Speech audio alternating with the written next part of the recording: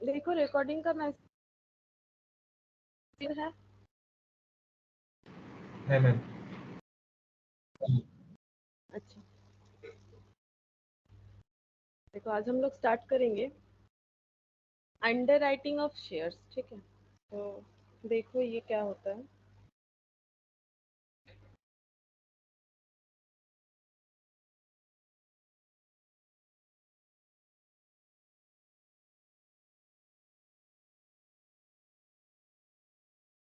Under writing of shares, ठीक है। तो देखो जैसे कि हम लोग सैटरडे वाले क्लास में ऑलरेडी इशू ऑफ शेयर्स ये सब हम लोग पढ़ चुके हैं, ठीक है। अब शेयर इशू तो हम लोग पढ़ चुके हैं, डिवेंचर इशू भी पढ़ चुके हैं, ठीक है। आज हम लोग under writing of shares and debenture भी बोल सकते हो, ठीक है, शेयर्स एंड डिवेंचर। तो शेयर्स का अकाउंटिंग तो हम लोगों ने पढ़ लिया है। अब शेयर को मार्केट में जब मतलब कोई भी शेयर इशू होता है तो मार्केट में उसे हम लोग कैसे इशू करवा सकते हैं।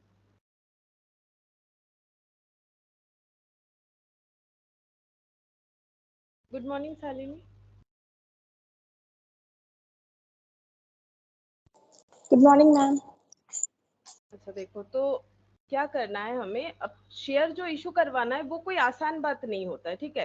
मतलब ऐसा नहीं कि कंपनी मार्केट में आ रही है, शेयर इशू करने का उसका जो प्रोविजन है वो मान लो सारा क्राइटेरिया उसने फुलफिल कर लिया, लेकिन अब शेयर बिकवाना उतना आसान नहीं होता है। जैसे मान लो कोई भी बिजनेस स्टार्ट तो कर लिए बट कस्टमर बनाना उतना आसान नहीं होता है, customer base banana. Just like that कि शेयर हम लोग सोच रहे हैं एज ए कंपनी इशू करेंगे, ठीक है, लेकिन शेयर इशू करने से प्रॉब्लम ये है कि पूरा शेयर जो है सब्सक्राइब होना चाहिए, है ना।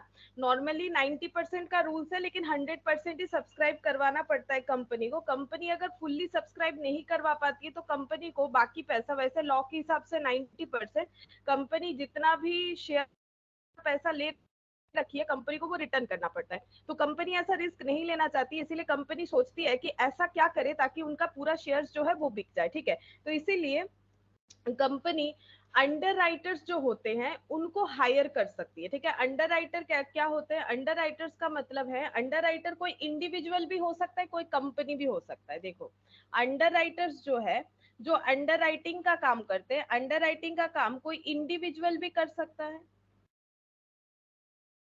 ठीक है, और कोई कंपनी भी कर सकता है।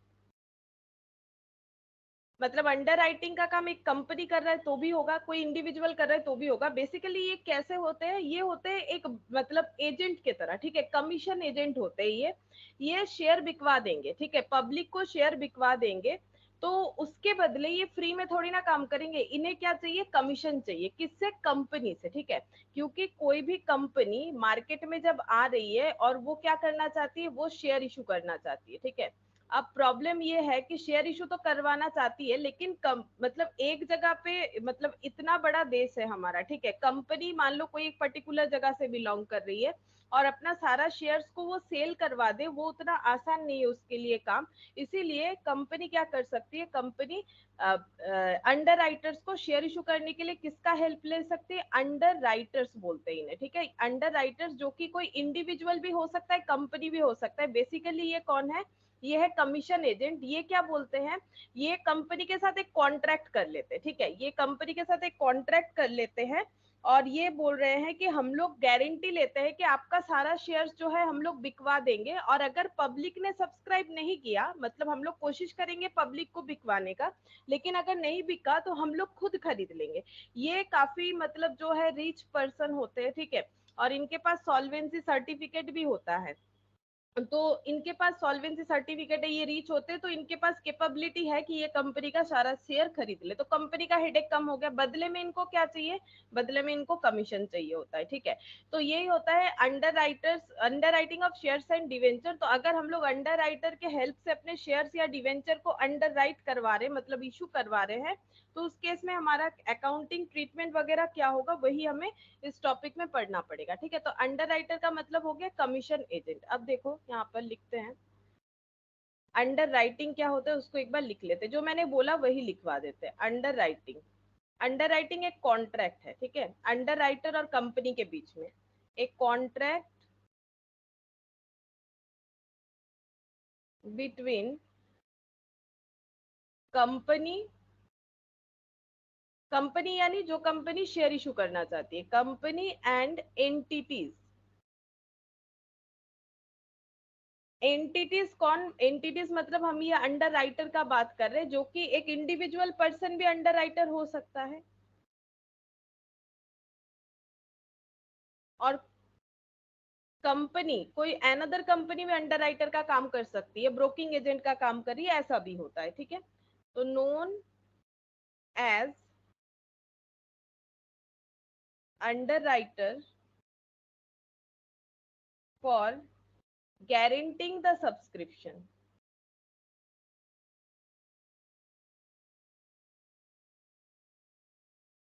guaranteeing the subscription। तो इनका काम क्या होता है? इनका काम यही है कि कंपनी का जो सब्सक्रिप्शन है उसका गारंटी ये लोग लेते हैं। इससे कंपनी का ये बेनिफिट है, उनको कोई हेडेक नहीं रहता है कि उनको अपना शेयर किस तरह से फुल्ली सब्सक्राइब करवाना है। ठीक है, तो ये हो गया। और ये अभी ये फ्री में तो कोई काम करता है नहीं, तो इनको इसके बदले क्या चाहिए? कमीशन चाहिए। तो यहाँ पर लिखते हैं the under writers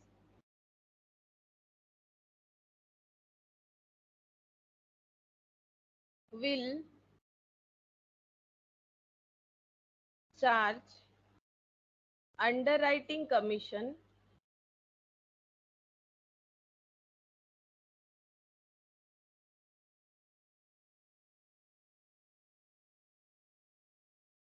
for their service, for their services provided to issuing company।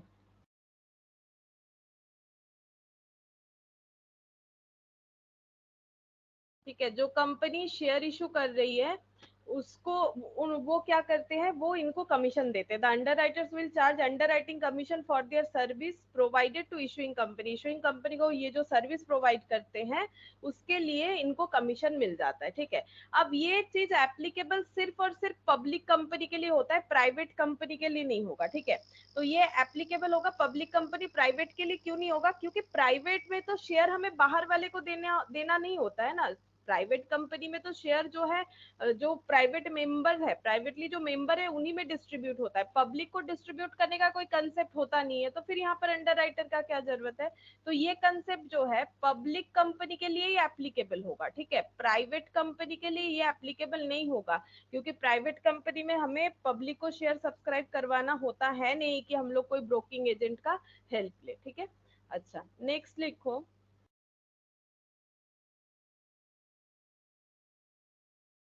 Next लिखो। अब इनको कमीशन देने के लिए लॉ में प्रोविजंस क्या बोला गया है? एज पर शेयर क्षेत्र 5% और डिवेंचर 2.5% है, as per the provision of act. Rules देखो क्या है, तुम लोग लॉ में भी पढ़ते होगे। ठीक है, और शेयर मार्केट में भी पढ़ते हो, तो ये रहा देखो। The under writers can charge maximum, maximum कितना चार्ज कर सकते हैं? मैक्सिमम कमीशन ऑफ,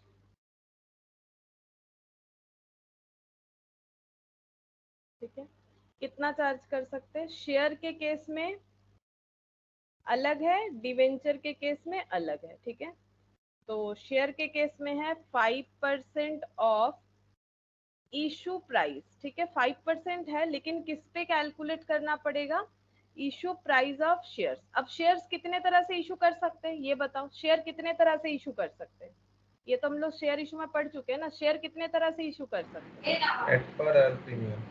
हाँ, पार प्रीमियम। ठीक है, नॉर्मली डिस्काउंट वाला यहाँ पर नहीं आएगा, क्योंकि इक्विटी शेयर डिस्काउंट में इशू नहीं होता है। सिर्फ और सिर्फ जब स्वेट इक्विटी शेयर इशू होता है इम्प्लॉय लोगों को, तभी डिस्काउंट वाला बात आता है। ठीक है, तो नॉर्मली यहाँ पर पार और प्रीमियम वाला पॉइंट आ जाएगा। और डिवेंचर का जो 2.5% है, डिवेंचर में तीनों पार्ट कवर होगा। 2.5% of issue price of debenture. ठीक है, तो इसमें इशू प्राइस का मतलब क्या क्या हो जाएगा?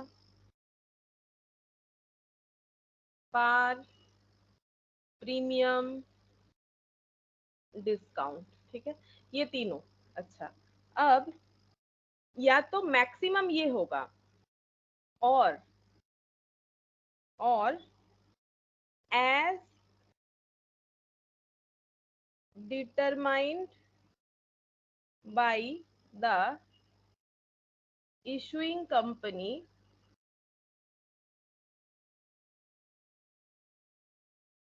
विच एवर इज लोअर, ठीक है, यहाँ पर लिखते हैं विच एवर इज लोअर। मतलब ये देखो, ये तो लॉ का रूल्स है ही हम लोग का, ये तो फिक्स्ड है ही कि शेयर इशू हुआ तो maximum 5% of issue price of shares, अगर डिवेंचर हुआ तो maximum 2.5% of issue price of share, मतलब इससे ज्यादा नहीं मिलेगा। या फिर अगर कंपनी ने कुछ डिटरमाइन किया है, क्या कंपनी कुछ और डिटरमाइन कर सकती है, जैसे कि शेयर के लिए 7%? नहीं, ऐसा नहीं कर सकती है।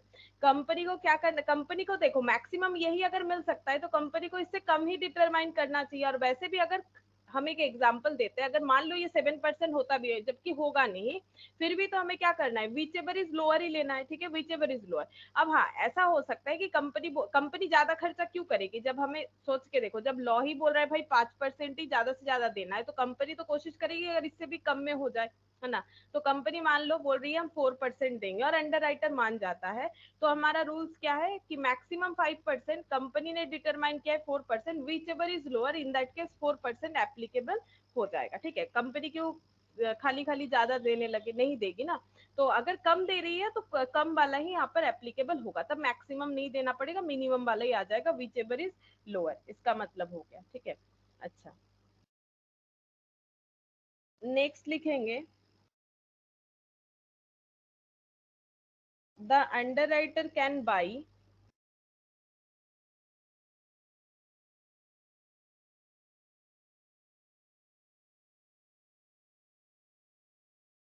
the unsubscribed share of company.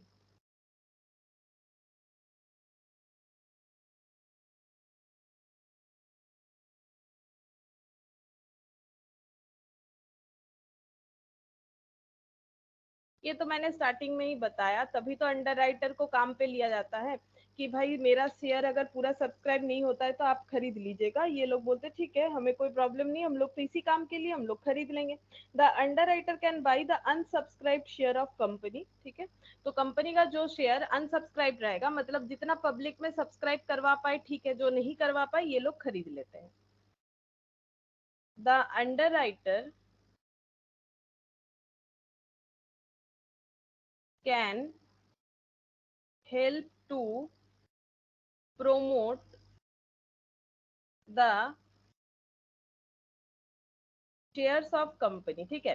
अब जैसे कंपनी अपना शेयर इशू करना चाहती है, वो खुद तो एडवर्टाइज वगैरह करती ही है, अंडर राइटर भी उनके बिहाफ में एडवर्टाइज वगैरह करते हैं, ठीक है, उनका शेयर बिकवाने के लिए। जो भी कंपनी के साथ वो कॉन्ट्रैक्ट में रहते हैं तो वो उस कंपनी के शेयर को प्रमोट करते हैं सेल करवाने के लिए, ठीक है, ओपन मार्केट में, in open market to the general public to buy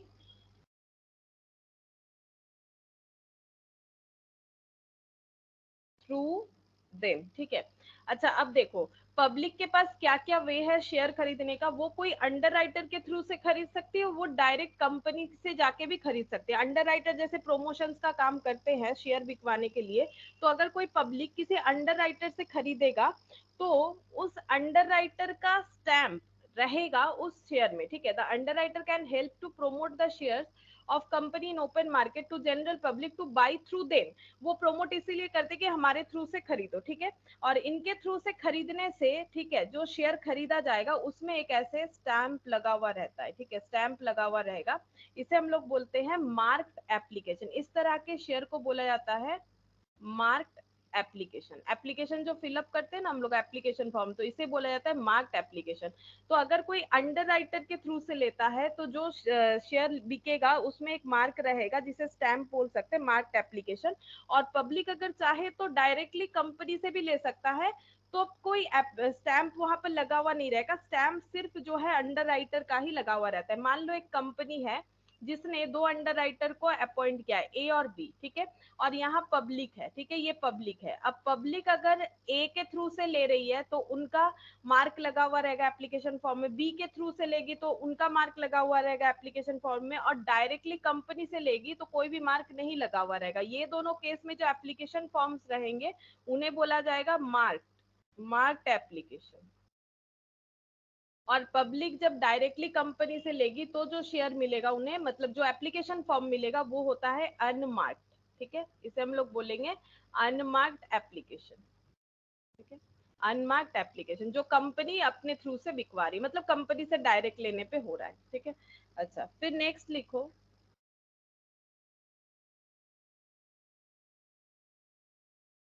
point number 3, the commission will be paid on the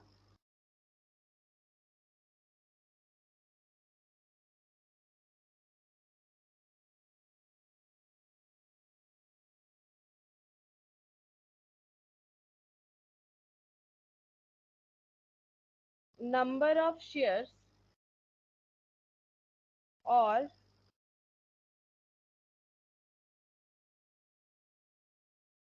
debentures guaranteed and not only on the net liability of underwriter।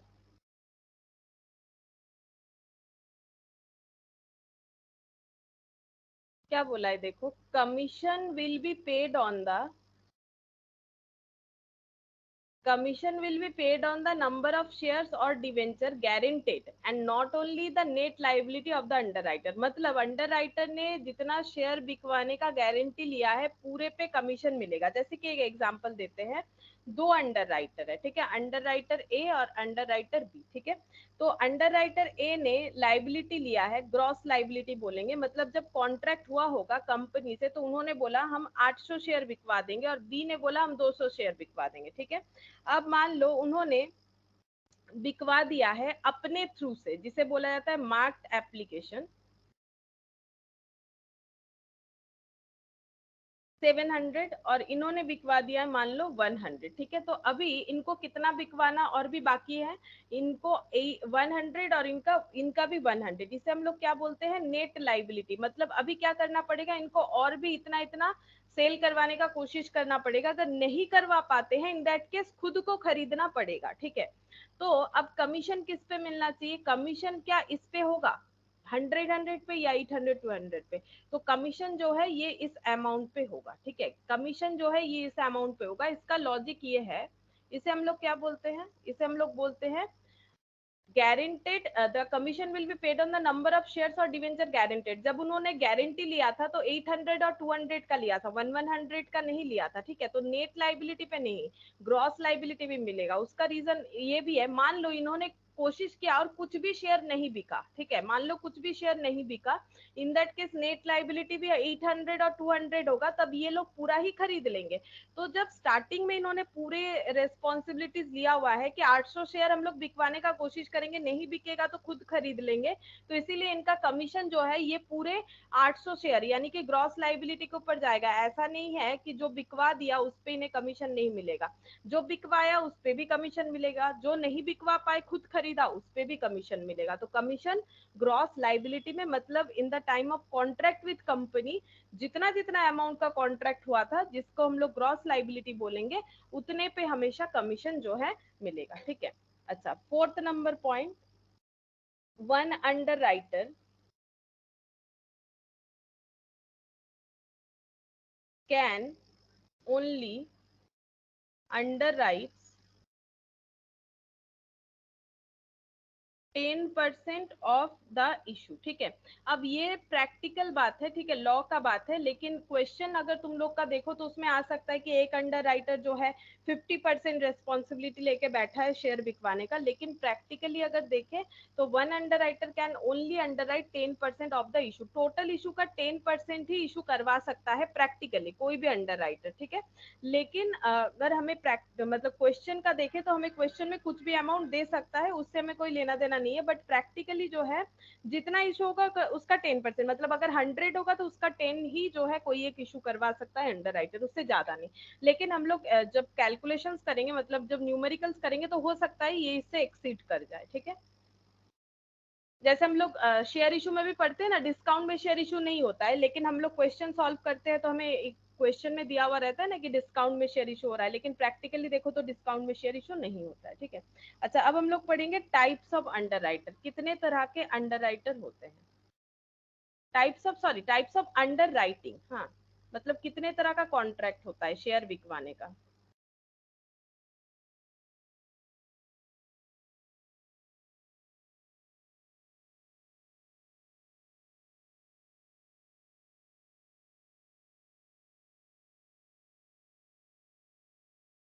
पहला होता है full और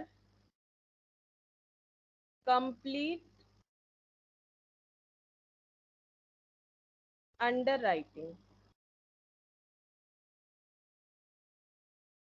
next होता है partial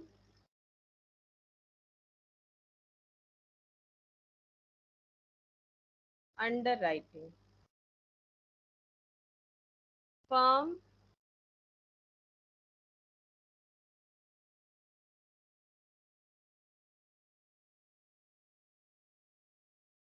firm under writing.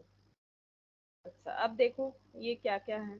Full और complete under writing मतलब जितने भी शेयर या सिक्योरिटीज है या फिर डिवेंचर्स है, वो अंडर राइटर्स ही पूरा सब्सक्राइब करवा देंगे, ऐसा वो गारंटी ले रहा है। मतलब अगर कोई कंपनी 2 लाख शेयर या डिवेंचर इशू करवाना चाहती है, पूरा 2 लाख का गारंटी ही अगर अंडर राइटर ही ले रहा है, जो भी अंडर राइटर को अपॉइंट किया गया है एज अ कमीशन एजेंट, तो उसे बोलते हैं फुल या कंप्लीट अंडर राइटिंग। तो यहाँ पर लिखेंगे all the securities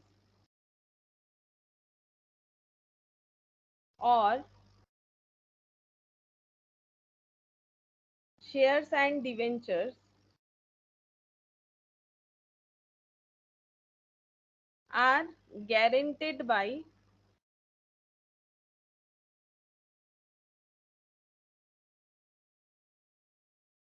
under writer. सारे शेयर्स बिकवाने का रिस्पॉन्सिबिलिटी इन्होंने ले लिया, ठीक है। तो ये होता है फुल या कंप्लीट अंडर राइटिंग। पार्शियली मतलब कुछ पार्ट जो है वो जो है अंडर राइटर ले रहा है। मान लो कोई कंपनी 1000 शेयर इशू करवाना चाहती है और 800 शेयर्स का रिस्पॉन्सिबिलिटी अंडर राइटर लिया है, बाकी कंपनी को बोला है। अंडर राइटर बोल रहा है देखो हम तो 800 बिकवा पाएंगे, उससे ज्यादा नहीं, इससे ज्यादा मेरा कैपेबिलिटी नहीं है, बाकी तुम समझो अपना। तो ये हो गया only some part is guaranteed, rest liability lies on company's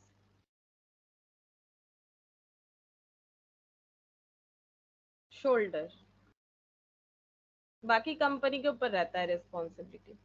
अच्छा, अब आ रहा है फर्म अंडर राइटिंग। ये क्या है? फर्म अंडर राइटिंग का मतलब है जो अंडर राइटर है वो कंफर्म करते हैं कि करते हैं। मान लो कि अंडर राइटर को शेयर बिकवाने के लिए बुलाया गया और अंडर राइटर को खुद कंपनी का शेयर जो है वो पसंद आया, मतलब लग रहा है कि हाँ इसमें तो मुझे खुद भी इन्वेस्टमेंट करना चाहिए।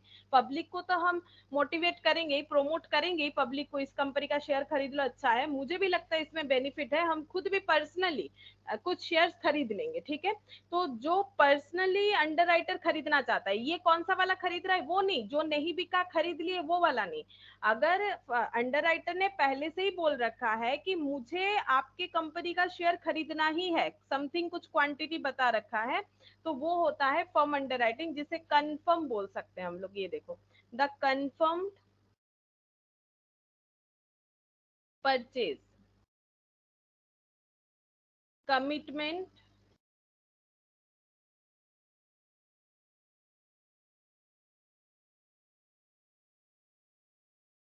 by the underwriter even if there is no net liability obligation। मतलब बोल रहा है कि नेट लाइबिलिटी ऑब्लिगेशंस कुछ भी नहीं आया, फिर भी अंडरराइटर ने पहले से जो कंफर्म किया है अंडरराइटर वो खरीद सकता है। जैसे कि एग्जांपल देखो, मान लो कोई एक कंपनी का है, उसका 1000 शेयर्स बिकवाने का दो अंडरराइटर ने रिस्पॉन्सिबिलिटी लिया है, ए और बी ने। ए ने 800 शेयर का और बी ने 200 शेयर का, ठीक है। अब यहाँ पर लिखते हैं ऐसे, तब समझ में आएगा। ए ने 800 शेयर का लिया है और बी ने 200 शेयर का, ये ग्रॉस लाइबिलिटी हो गया, ठीक है।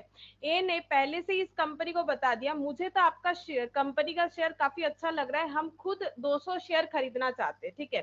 तो ए का फर्म अंडरराइटिंग कितना हो जाएगा, 200, ठीक है। अच्छा, बी ने ऐसा कुछ नहीं बोला है, तो ए का यहाँ पर नेट लाइबिलिटी 200 बचेगा, इसका 200 बच रहा है, ठीक है। मतलब सॉरी 600, मतलब ए को पब्लिक को 600 सब्सक्राइब करवाना पड़ेगा। अब ए ने पब्लिक को 500 मान लो सब्सक्राइब करवाया है, तो 100 नेट लाइबिलिटी अभी भी बाकी है, ठीक है। और इन्होंने मान लो जो है पूरा सब्सक्राइब करवा दिया, ठीक है, पूरा सब्सक्राइब करवा दिया, तो इनका कोई भी रेस्पॉन्सिबिलिटी और नहीं बच रहा है। अच्छा, अब देखो अगर पूछा जाए कि ए को कितना शेयर खरीदना पड़ेगा, क्या ए को सिर्फ 100 शेयर खरीदने से होगा, नहीं, ए को 100 प्लस 200 ये 300। ए का ग्रॉस लाइबिलिटी फिर कितना होगा, ए का ग्रॉस लाइबिलिटी हो जाएगा 200, जो उसने खुद कंफर्म किया था कि हम ये पर्सनली खरीदेंगे, चाहे सारा शेयर बिके या ना बिके, ये तो हम पर्सनली खरीदेंगे। और इनका नेट लाइबिलिटी आ गया 100, यानी 300 जो है इनका ग्रॉस लाइबिलिटी हो जाएगा, ठीक है। ये ग्रॉस लाइबिलिटी हो जाएगा, ऊपर लिखते हैं ग्रॉस लाइबिलिटी। मतलब खुद को पसंद आया उस कंपनी का शेयर, तो खुद पहले से ही बता दिया कि 200 तो हम खरीदेंगे ही खरीदेंगे। अगर मान लो यहाँ पर पूरा 600 का 600 ही बिक जाता है, फॉर एग्जाम्पल यहाँ पर 600 बिक जाता, तो इनका कोई लाइबिलिटी नहीं आता, तो क्या इनको कुछ खरीदना नहीं पड़ता, खरीदना पड़ता ना। जो 200 शेयर इन्होंने बोला था कि हाँ मुझे पसंद आया हम खरीदेंगे, तो इनको फिर 200 शेयर तो खरीदना ही पड़ता। तो कंफर्म अंडर राइटिंग या फर्म जिसे बोलते हैं, इसका मतलब हो गया the confirmed purchase commitment by the underwriter even if there is no net liability. No net liability मतलब ये वाला एग्जांपल ले लो, जैसे ए का 800 शेयर था, उसमें से इसका फर्म अंडर राइटिंग था 200, तो पब्लिक को इसे 600 बिकवाना था, इसने पब्लिक को 600 बिकवा दिया, ठीक है। कोई भी नेट लाइबिलिटी नहीं बचा, तो क्या ए को कोई शेयर नहीं खरीदना पड़ेगा, पड़ेगा ना। ये 200 जो फर्म अंडर राइटिंग, जो उसने खुद कंफर्म किया था कि किसी और को मत देना, मुझे पसंद है, हम खरीदेंगे 200 शेयर, ठीक है, बाकी हम बिकवा देंगे। तो अगर पूरा बिकवा दिया तो भी इनको 200 शेयर खरीदना पड़ेगा। तो इसीलिए बोल रहा है अगर नो नेट लाइबिलिटी बिलोंग करता है तो भी फर्म अंडर राइटिंग क्या है, तो जितना फर्म अंडर राइटिंग किया है उतना शेयर तो इनको खरीदना ही पड़ेगा, ठीक है।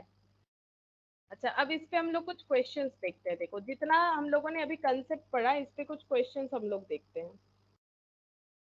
पहला क्वेश्चन इलस्ट्रेशन 59, ये वाला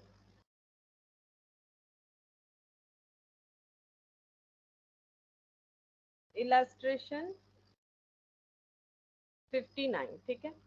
XYZ Limited is issuing 20 lakh shares of 10 each to public। XYZ कौन है, कंपनी है, इन्होंने 20 लाख शेयर इशू किया है 10 रुपए वाला पब्लिक को, तो पर में ही लग रहा है, ठीक है, क्योंकि पर वैल्यू जो है 10 होता है। N limited has been appointed as the underwriter, जैसे कि मैंने पहले भी बोला अंडरराइटर कोई इंडिविजुअल भी हो सकते हैं और कोई कंपनी भी हो सकती है। तो यहाँ पर अंडरराइटर एक कंपनी है for 5% of the issue size, ठीक है। तो इन्होंने कितना रेस्पॉन्सिबिलिटी लिया है, बोला है कि आपका जो भी इशू साइज होगा, मतलब जितना शेयर, इशू साइज का मतलब होता है जितना सारा शेयर इशू करवाना है उसका 5% का रेस्पॉन्सिबिलिटी हम लोग ले रहे हैं। मतलब ये कैसा अंडर राइटिंग हुआ, बोल सकते हो तीन तरह का अंडर राइटिंग में ये कैसा अंडर राइटिंग हुआ। अगर अंडर राइटर ने सिर्फ 5% का रेस्पॉन्सिबिलिटी लिया तो ये कैसा अंडर राइटिंग हुआ, पार्शियल, ठीक है, पार्शियल अंडर राइटिंग हुआ। अच्छा, अब क्या बोल रहा है, the commission payable to the underwriter is 5% of the issue price.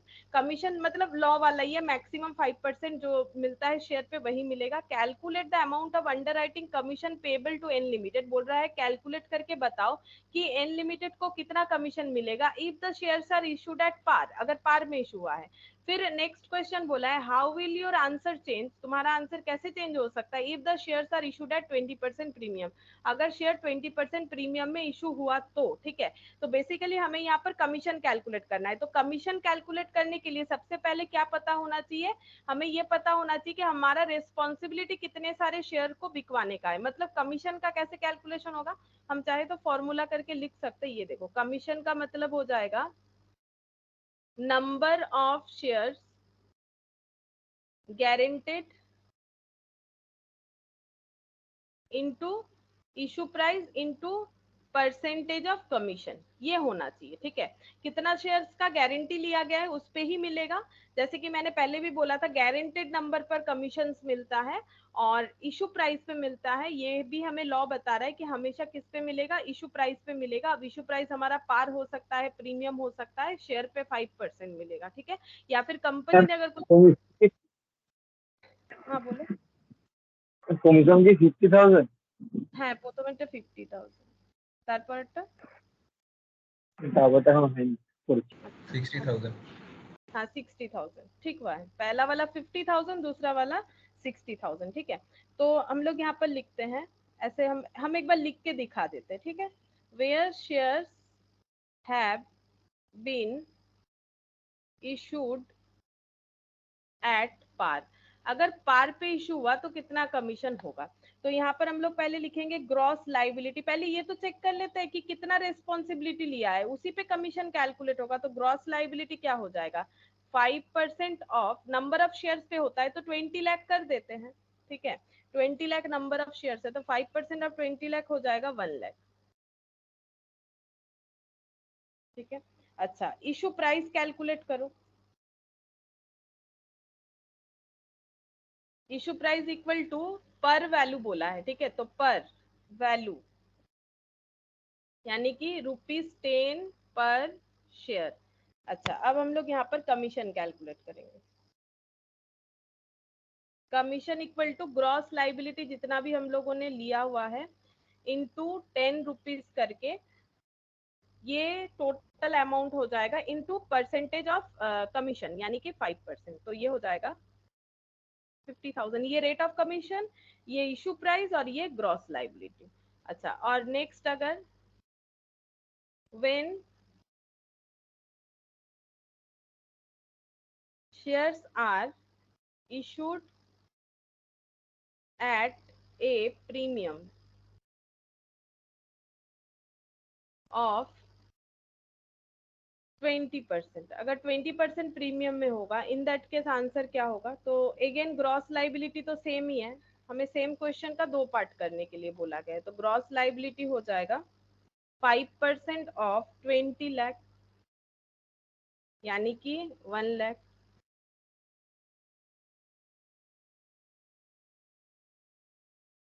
Issue price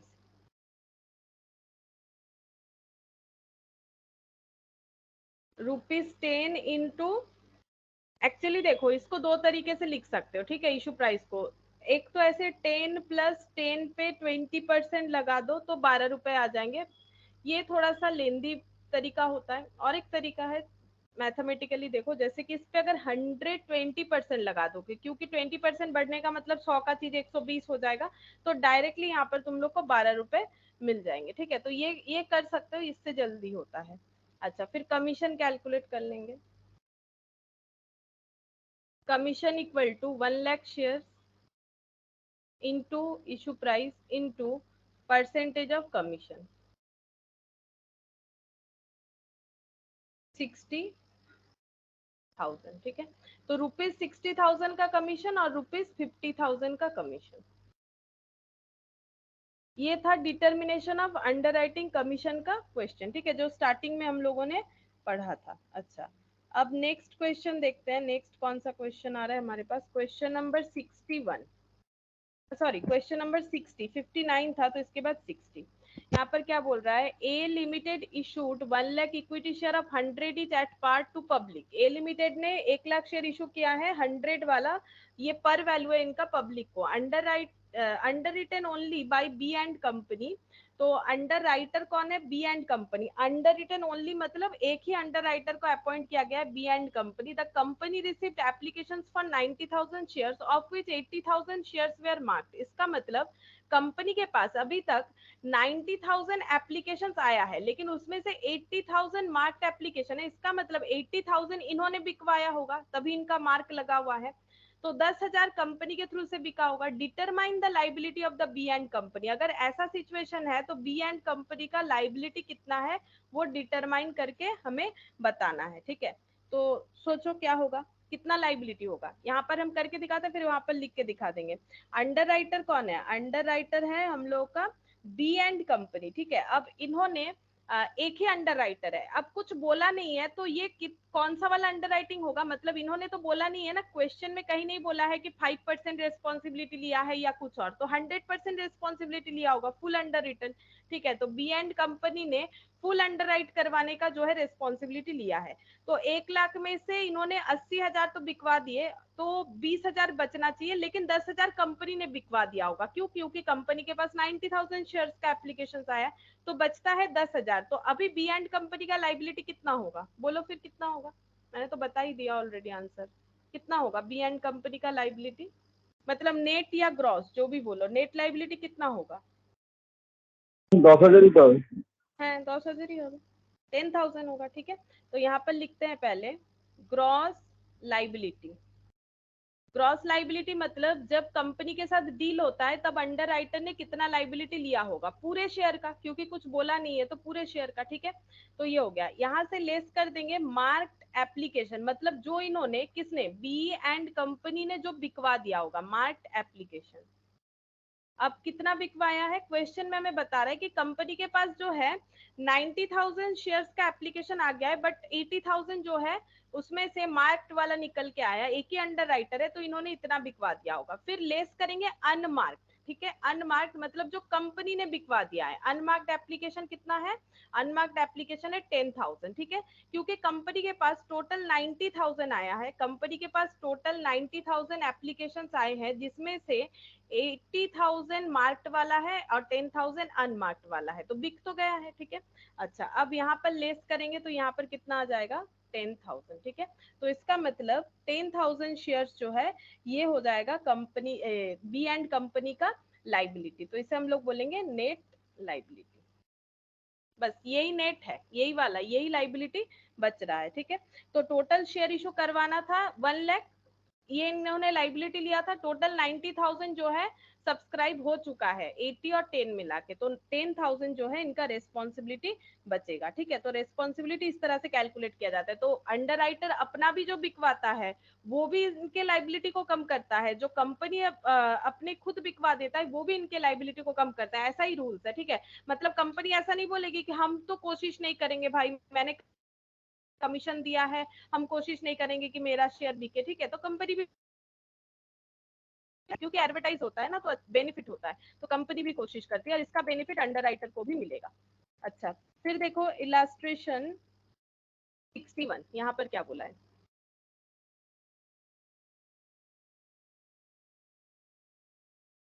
A limited issued 4 lakh equity share. A limited ने 4 लाख इक्विटी शेयर इशू कर रखा है। The whole issue was underwritten as X 40%, Y 30%, Z 30%, और ये पूरा अंडररिटन जो है मतलब कैसे कैसे अंडर राइट होगा, 3 अंडर राइटर को अपॉइंट किया गया है, एक्स वाई जेड। एक्स ने 40% का लाइबिलिटी लिया है, मतलब 4 लाख का 40%, यानी 1,60,000 number of equity shares. Y ने 30%, यानी 1,20,000, जेड ने 30%, यानी 1,20,000। Application for 3,20,000 shares were received in all, मतलब हर तरीके से अगर देखें तो कंपनी के पास अभी तक 4 लाख में 3,20,000 एप्लीकेशन पहुंच चुके हैं। Out of which application for 80,000 shares had the stamp of x. इसमें से ये जो 3,20,000 एप्लीकेशन कंपनी के पास आ गया है, इसमें से 80,000 जो है इसमें ए का स्टैंप लगा है, ए बोल रहे हैं, एक्स का स्टैंप लगा है, एक्स जो अंडर राइटर है।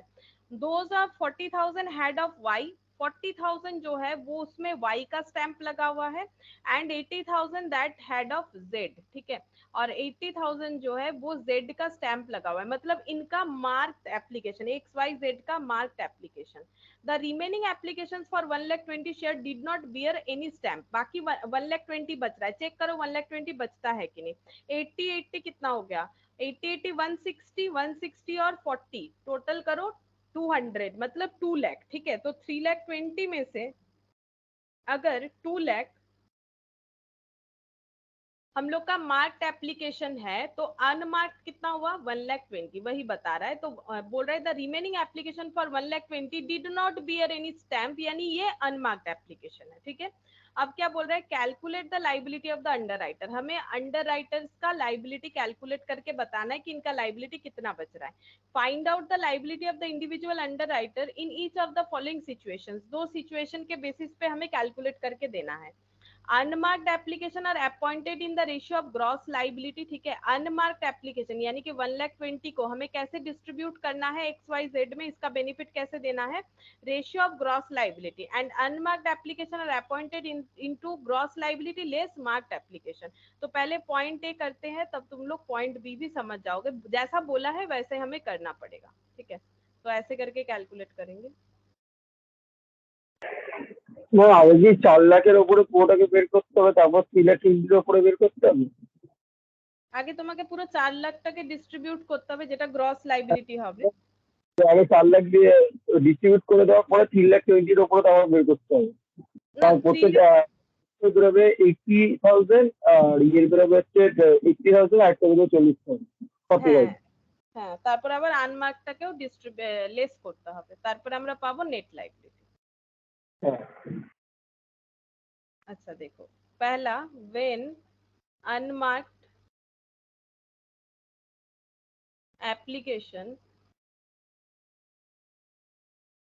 applications are apportioned in the ratio of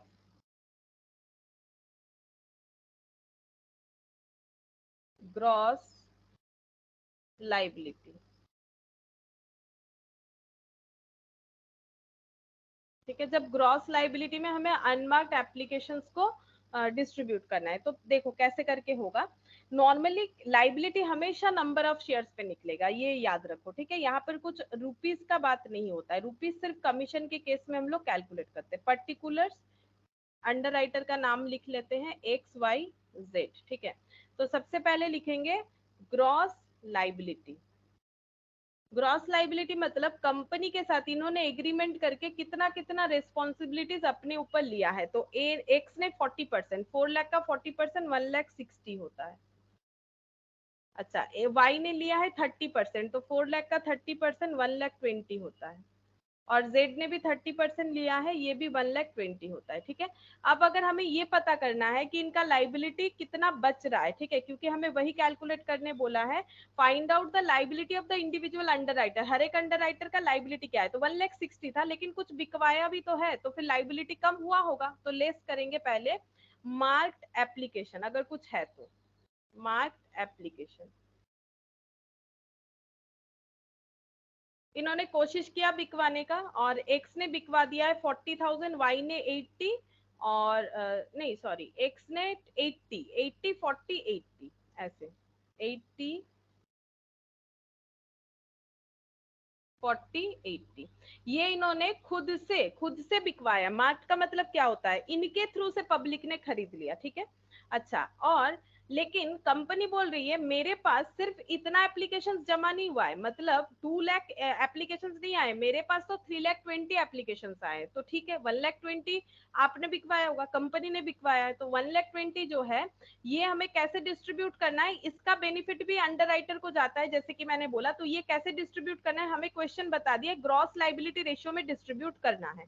तो यहाँ पर हम लोग लिखेंगे अनमार्क्ड एप्लीकेशन, इसका बेनिफिट भी इनको जाएगा। अनमार्क्ड एप्लीकेशन कैसे जाएगा, ग्रॉस लाइबिलिटी के रेशियो में। ग्रॉस लाइबिलिटी का रेशियो 6:12 रेशियो है, 16:12:12। इसको चाहो तो और भी सिंप्लीफाई कर लो 4 से, ठीक है। अगर 4 से कर लेते हैं तो ऐसे हो जाएगा, ये देखो 3 3 और यहाँ पर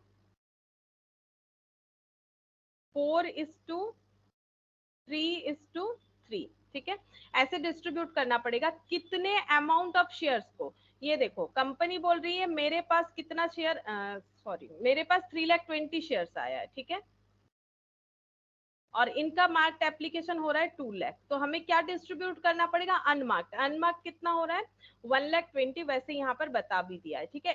अगर नहीं बताता तो हम लोग इस तरह से कैलकुलेट करते हैं। अब 1,20,000 को हमें 4:3:3 रेशियो में डिस्ट्रीब्यूट करना है, क्वेश्चन हमें बता रहा है। और अगर क्वेश्चन में हमें कुछ ना बताए तब भी हम लोग जो अनमार्क्ड एप्लीकेशन होता है उसे हम लोग ग्रॉस लाइबिलिटी रेशियो में ही डिस्ट्रीब्यूट करते हैं। तो 1,20,000 डिवाइडेड बाई 10 इंटू 4 मतलब 48,000, 12,000 इंटू 3 36,000, 12,000 इंटू 3 36,000, ठीक है। अच्छा तब और तो कुछ नहीं बोला है, तो नेट लाइबिलिटी निकल के आ जाएगा। नेट लाइबिलिटी कितना होगा, तो इसका मतलब देखो एक्स ने प्रॉमिस किया था 1,60,000 हम सेल करवा देंगे, ठीक है, जिसमें से उसने 80,000 तो बिकवा दिया मार्क अपना, और कंपनी ने जो बिकवाया उसका बेनिफिट उसे मिला 48,000। इसका बेनिफिट क्यों मिलता है पता है, इसका बेनिफिट इसीलिए मिलता है अगर कंपनी भी अपने तरफ से ट्राई कर रही है तो इनका लाइबिलिटी तो कम होते जा रहा है ना, क्योंकि कंपनी का पूरा लाइबिलिटी ही तो इन्होंने ले रखा है। 12 इंटू 12 सॉरी 1,20,000 1,20,000 कितना हो गया 2,40,000 2,40,000 और यहाँ पर 16 मतलब 4 लाख। तो कंपनी का पूरा रेस्पॉन्सिबिलिटी ही मतलब 4 लाख का रेस्पॉन्सिबिलिटी इनके ऊपर है, और कंपनी ने भी अपने से खुद बिकवाया तो इनका लाइबिलिटी कम होगा कि नहीं। सोचो कि इनका रेस्पॉन्सिबिलिटी था 1,60,000 बिकवाने का, खुद से 80 बिकवा दिया, लाइबिलिटी कम हो गया, और कंपनी ने जो बिकवाया तो इसकी वजह से भी तो इन्हें कम बिकवाना पड़ेगा ना, इसीलिए यहाँ पर ये लेस होता है, ठीक है। तो आंसर आ रहा है 32,000। अभी ये 32,000 अगर नहीं बिकवा पाते तो इनको खुद खरीदना पड़ेगा, ठीक है। अच्छा फिर ये वाला देखो, वाई ने 1,20,000 का रेस्पॉन्सिबिलिटी लिया, खुद मेहनत करके 40,000 बिकवाया, और कंपनी ने जो बिकवाया इसकी वजह से इनका लाइबिलिटी कम हो गया 44,000 आ रहा है, ठीक है 44,000। और यहाँ पर 1,20,000 इनका रेस्पॉन्सिबिलिटी था, इन्होंने सेल करवाया 80,000, इनका रेस्पॉन्सिबिलिटी 40,000 था, और कंपनी ने जो बिकवाया उसका बेनिफिट इन्हें 36,000 का हुआ, तो इनका नेट लाइबिलिटी बन गया 4,000, ठीक है। इसीलिए इनको बेनिफिट मिलता है, बेनिफिट लेने में ताकि कोई झगड़ा ना हो कि कैसे बेनिफिट होगा, तो बोल रहे हैं आपने जैसा जैसा रेस्पॉन्सिबिलिटी लिया था, यानी जितने जितने लाइबिलिटीज आपने लिए थे 40-30-30% के हिसाब से आपको बेनिफिट उसी हिसाब से डिस्ट्रीब्यूट कर दिया जाएगा, ठीक है। तो इस तरह से ये हमारा नेट लाइबिलिटी कैलकुलेट हो गया पहले वाले केस में, ठीक है। पहला वाला केस जहां पर हमें बोला गया था अनमार्क्ड एप्लीकेशन को ग्रॉस लाइबिलिटी रेशियो में डिस्ट्रीब्यूट करना है, और इसके साथ ये भी बताते हैं अगर हमें क्वेश्चन में कुछ मेंशन ना कर दे कि अनमार्क्ड एप्लीकेशन को कैसे डिस्ट्रीब्यूट करना है, ये ऑलवेज डिस्ट्रीब्यूट होता है ग्रॉस लाइबिलिटी रेशियो में, अगर क्वेश्चन में कुछ मेंशन नहीं किया हो। जैसे कि ये पॉइंट बी अब यहाँ पर मेंशन किया है एक तरीका, तो हम लोग इसी तरीके को फॉलो करके करेंगे बिकॉज क्वेश्चन का डिमांड है, ठीक है। तो आप पॉइंट बी करते हैं। पॉइंट बी में बोला है व्हेन अनमार्क्ड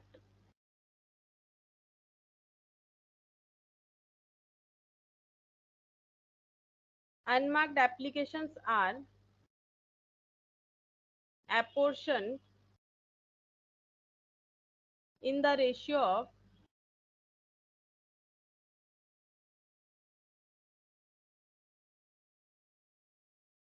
gross liability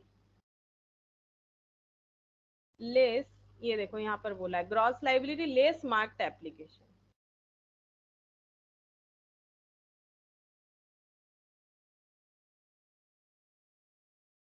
तब हमारा आंसर क्या होगा, ऑब्वियसली चेंज तो होगा ही होगा, ठीक है। इस केस में हमारा आंसर चेंज होगा, तो यहाँ पर बना लेते हैं जैसे करने के लिए हमें बोला गया है। तो particular 3 underwriter X Y और जेड, पहले ग्रॉस लाइबिलिटी,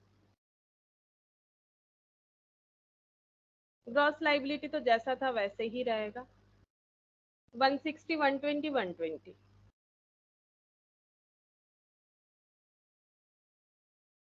ये सब नंबर ऑफ शेयर्स है, ठीक है, इसमें कोई रुपीस वुपीस मत लिख दो तो गलत हो जाएगा, ये सब नंबर ऑफ शेयर्स है। फिर यहाँ से लेस करेंगे मार्क्ड एप्लीकेशन,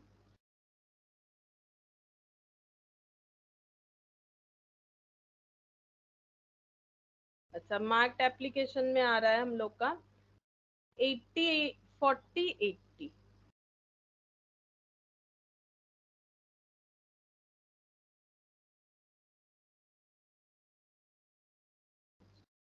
अब ये लेस कर देते हैं, यहाँ पर आंसर निकाल लेते हैं। बोलो क्यों? क्योंकि हमें बोला है मार्क्ड एप्लीकेशन और एपोर्शन, सॉरी अनमार्क्ड एप्लीकेशन और apportion in the ratio of gross liability minus marked application. तो इसका आंसर निकाल लेते हैं, क्योंकि हमें ये जो आंसर आएगा इसी के बेसिस पे हमें क्या करना पड़ेगा, इसका रेशियो के बेसिस पे अनमार्क्ड को डिस्ट्रीब्यूट करना पड़ेगा। तो ये 80,000 आएगा, ये आ जाएगा 12 और 4 8 आएगा शायद 80, हाँ 80,000 आएगा, और ये वाला आ जाएगा 40,000। ठीक है, अब हम लोग डिस्ट्रीब्यूट करेंगे अनमार्क्ड एप्लीकेशन।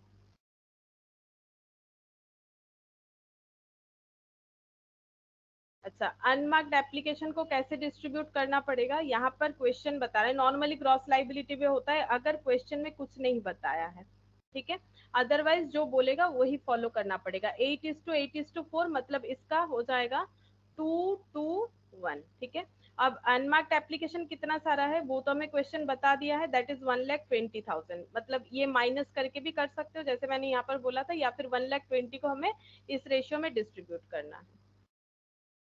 ठीक है, 1,20,000 को इस रेशियो में डिस्ट्रीब्यूट करना है। तो 2 2 4 + 1 5, तो 1,20,000 डिवाइडेड बाई 5, तो 24,000 इंटू 2 48,000, 48,000, और ये हो जाएगा 24,000। अब लेस कर लेते हैं, 80 56,000, नहीं ये गलत आ रहा है ना, ये इधर आएगा शायद, एक मिनट, 80,000 माइनस 48, 32 है, 32, ये भी 32,000 और ये हो गया 16। ठीक है, अच्छा ये हम लोग का क्या हो जाएगा, नेट लाइबिलिटी। तो क्वेश्चन में हमें बोला था जिस तरह से कैलकुलेट करने के लिए, हम लोगों ने दोनों तरह से कैलकुलेट करके दिखा दिया। और हम बार बार बोल रहे हैं अगर कुछ नहीं बोला हुआ रहेगा तो हमेशा ग्रॉस लाइबिलिटी रेशियो में ही डिस्ट्रीब्यूट करना है। ठीक है, तो यहाँ पर लिख देते हैं, if question is silent about the distribution of unmarked application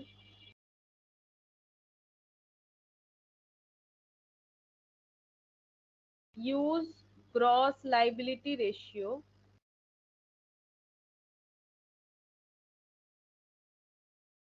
for distribution. If question specified, then follow the question. अगर क्वेश्चन में स्पेसिफिकली कुछ बोल दिया है तो हमें क्वेश्चन को फॉलो करना पड़ेगा। ये पहला वाला ये केस है, वैसे यहाँ पर ये भी बता दिया था कैसे करना है, और ये सेकंड वाला केस हो गया। अब इलास्ट्रेशन 62,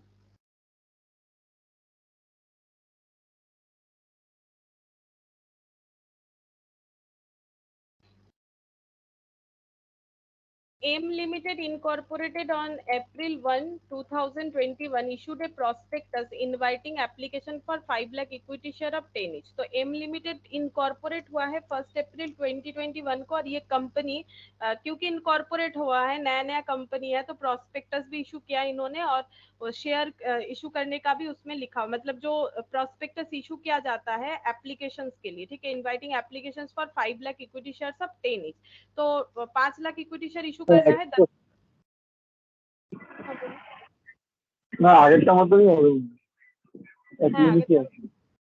सेम टाइप पर ही अच्छा देख लेते हैं यहाँ पर अनमार्क्ड एप्लीकेशन कैसे कैलकुलेट कुछ है तो देख लेते हैं। The issue was fully underwritten by ABCD, 4 लोगों का नाम लिया है। एप्लीकेशन वे रिसीव फॉर 4,50,000, ठीक है, तो 5 लाख में से 4,50,000 एप्लीकेशन आ गया है, जिसमें से A का 2,20,000, B का मार्क्ड एप्लीकेशन, B का 90, C का 1,10,000 और D का 10,000 है। हमें unmarked proportion gross liability ratio में और gross liability less marked application में करने बोला है।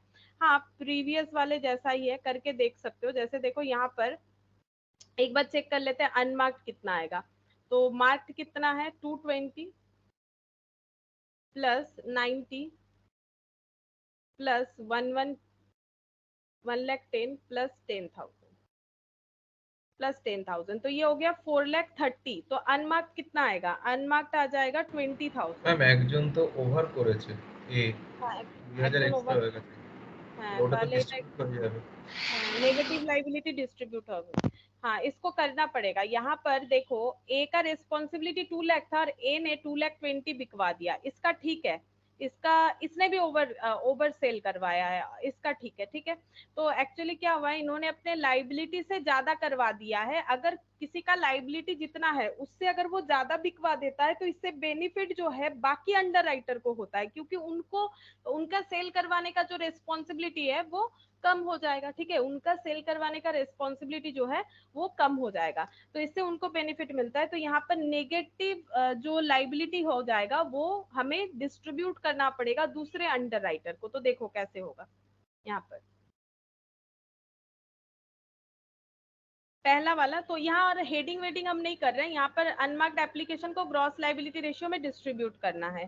तो यहाँ पर जस्ट क्वेश्चन का जैसे सोल्यूशन होगा वो लिख ले रहे हैं। पर्टिकुलर्स, तुम लोग जब आंसर लिखोगे तो ऐसे लिख सकते हो, मतलब लिख लेना चाहिए ऊपर कि कैसे डिस्ट्रीब्यूट किया। Particular A B C D, ठीक है।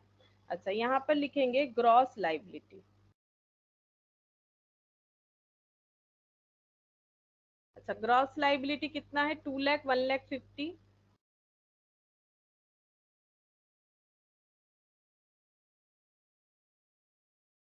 1 लाख और 50,000।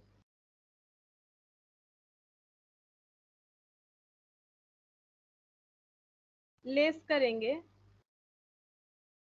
मार्क्ड एप्लीकेशन, मार्क्ड एप्लीकेशन, तो ये हो गया 2 लाख, 1,50,000, नहीं सॉरी, मार्क्ड एप्लीकेशन 220,90,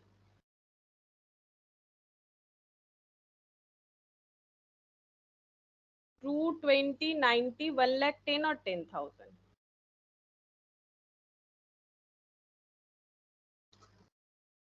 ठीक है। अच्छा, अब ये लेस कर सकते हैं हम लोग, या फिर अनमार्क्ड एप्लीकेशन लेस करने के बाद भी कर सकते हैं। तो यहाँ पर लिखते हैं अनमार्क्ड एप्लीकेशन, ठीक है। अनमार्क्ड एप्लीकेशन देखते हैं कितना कितना होगा। तो अनमार्क्ड पहले कैलकुलेट करना पड़ेगा कितना, 5 लाख, और ये माइनस करना पड़ेगा 5 लाख माइनस ये कितना हो जाएगा 220,90, ये आ रहा है 4,30,000 शायद, है ना। 5 लाख माइनस, सॉरी 4,50,000 टोटल मिला था, उसमें से मार्क्ड इतना है, तो अनमार्क्ड हो जाएगा 4,50,000 माइनस ये वाला। तो 10 10 20, मतलब 90 और 10, 1 लाख, 1 लाख और 1 लाख, 2 लाख 10, 2 लाख और 4,30,000, ठीक है। अनमार्क्ड एप्लीकेशन आ गया 20,000, और पहला कंडीशन है हमें ग्रॉस लाइबिलिटी रेशियो में डिस्ट्रीब्यूट करना है, तो 20,000 को हमें इस रेशियो में डिस्ट्रीब्यूट करना है, और ये रेशियो क्या बनेगा, 440 हटा दो, तो यहाँ पर हो जाएगा 4:3:2:1, 3 + 2 5 + 4 9 + 1 10, तो 20,000 डिवाइडेड बाई 10 इंटू 4, तो ये हो गया 80,000, ठीक है, सॉरी 8,000। अच्छा, डिवाइडेड बाई 4 इंटू 3, तुम लोग भी कैलकुलेटर में ऐसे कर सकते हो, जल्दी हो जाता है। 6,000 divided by 3 into 2, 4,000 divided by 2, मतलब 2,000, ठीक है। अच्छा, अब हमें क्या करना है, इसे लेस करना है, लेस करके हम लोग देखेंगे नेट लाइबिलिटी क्या आ रहा है। अब देखो यहाँ कंसेप्ट क्या बन रहा है, ए को बोला गया था भाई 2 लाख बिकवाओ, इसने क्या किया, इसने एक्स्ट्रा काम करके 2,20,000 बिकवा दिया, और ऊपर से कंपनी का बेनिफिट जो इस पे जा रहा है उसके हिसाब से इनका लाइबिलिटी तो कुछ है ही नहीं, क्योंकि इन्होंने तो पहले ही 2 लाख से ज्यादा बिकवा दिया था, तो इनका नेट लाइबिलिटी तो कुछ बन ही नहीं रहा है, ऊपर से नेगेटिव लाइबिलिटी आ जा रहा है 28,000, मतलब लाइबिलिटी नेगेटिव पे चल रहा है। अच्छा, इनका देखो 1,50,000 बिकवाने के लिए रेस्पॉन्सिबिलिटी लिया था, 90,000 बिकवा दिया, रेस्पॉन्सिबिलिटी बचा था 60,000 और कंपनी ने बिकवाया, उसका बेनिफिट 6,000 मिला, तो इनका नेट लाइबिलिटी 54,000 बचा हुआ है। 1 लाख में इन्होंने भी पहले ही 10,000 ज्यादा बिकवा दिया और 4,000 कंपनी का बेनिफिट, तो यहाँ पर 14,000 नेगेटिव आ जाएगा। ठीक है, अच्छा अब यहाँ पर देखो 50 से 10 बिकवा दिया, मतलब 40 बचा है, 40 और 2 मतलब हो जाएगा 2,000 का बेनिफिट, मतलब 38,000 अभी भी बाकी है इनको बिकवाने का। अब देखो ये जो ए ने बेवकूफी का काम किया है ना, इसका बेनिफिट बाकी लोगों को मिलेगा, ए और सी ने जो किया है। ऐसा क्यों होता है, जैसे मान लो मैंने तुम लोग को बोला तुम लोग सबको ही मिलके मुझे 10 पेज लिख के दो, ठीक है, मैंने बोला 10 पेजेस में लिख के दो। अब तुम लोगों में से क्या हुआ कि कोई एक ही पर्सन ने 10 पेज लिख दिया, तो हम ये बोले थे कि ये टीम वर्क की तरह है। ठीक है, कोई भी करे सबको सेम जैसा, मतलब परफॉर्मेंस इंडिविजुअली नहीं चेक किया जाएगा, कोई कुछ भी करे अपना अपना रिस्पॉन्सिबिलिटी के हिसाब से। जैसे मान लो मैंने रिस्पॉन्सिबिलिटी बोल दिया है कि सबको 2-2 पेज लिखना है, फॉर एग्जाम्पल मैंने बोल दिया सबको 2-2 पेज लिखना है। ठीक है, अब कोई एक पर्सन अगर दूसरे का भी लिख दे रहा है तो फिर वो उसका प्रॉब्लम है, क्योंकि मैंने तो बोला है 2 पेज लिखने से मतलब है, अब सभी के पास 2-2 पेज कंप्लीट है। ठीक है, अब ये इसने अपना टास्क किया क्या है, ये पर्सन जो है इसने बाकी लोगों का भी टास्क कर दिया, इसने अपना तो 2 पेज लिखा और 1 पेज एक्स्ट्रा लिख दिया, तो इससे बेनिफिट क्या होगा, दूसरे लोगों को बेनिफिट होगा अपने रिस्पॉन्सिबिलिटी के हिसाब से। वैसे ही देखो ए को 2 लाख शेयर बिकवाना था, अगर ये 20,000 एक्स्ट्रा बिकवा रहा है तो इसका बेनिफिट बाकी लोगों को मिलेगा, क्योंकि बाकी लोगों का लाइबिलिटी ऑटोमेटिकली 20,000 शेयर्स पे कम हो जाएंगे। ठीक है, लेकिन प्रोपोर्शनेटली, ऑब्वियसली किसी एक को 20,000 का बेनिफिट नहीं मिलने वाला। अब हमें क्या करना पड़ता है, जब लाइबिलिटी हमारा नेगेटिव आ जाता है तो हमें नेगेटिव लाइबिलिटी को ट्रांसफर करना पड़ता है, तो यहाँ पर लिखेंगे transfer of negative liability. Transfer का मतलब इसका बेनिफिट बाकी लोगों को देना पड़ेगा, ट्रांसफर ऑफ नेगेटिव लाइबिलिटी।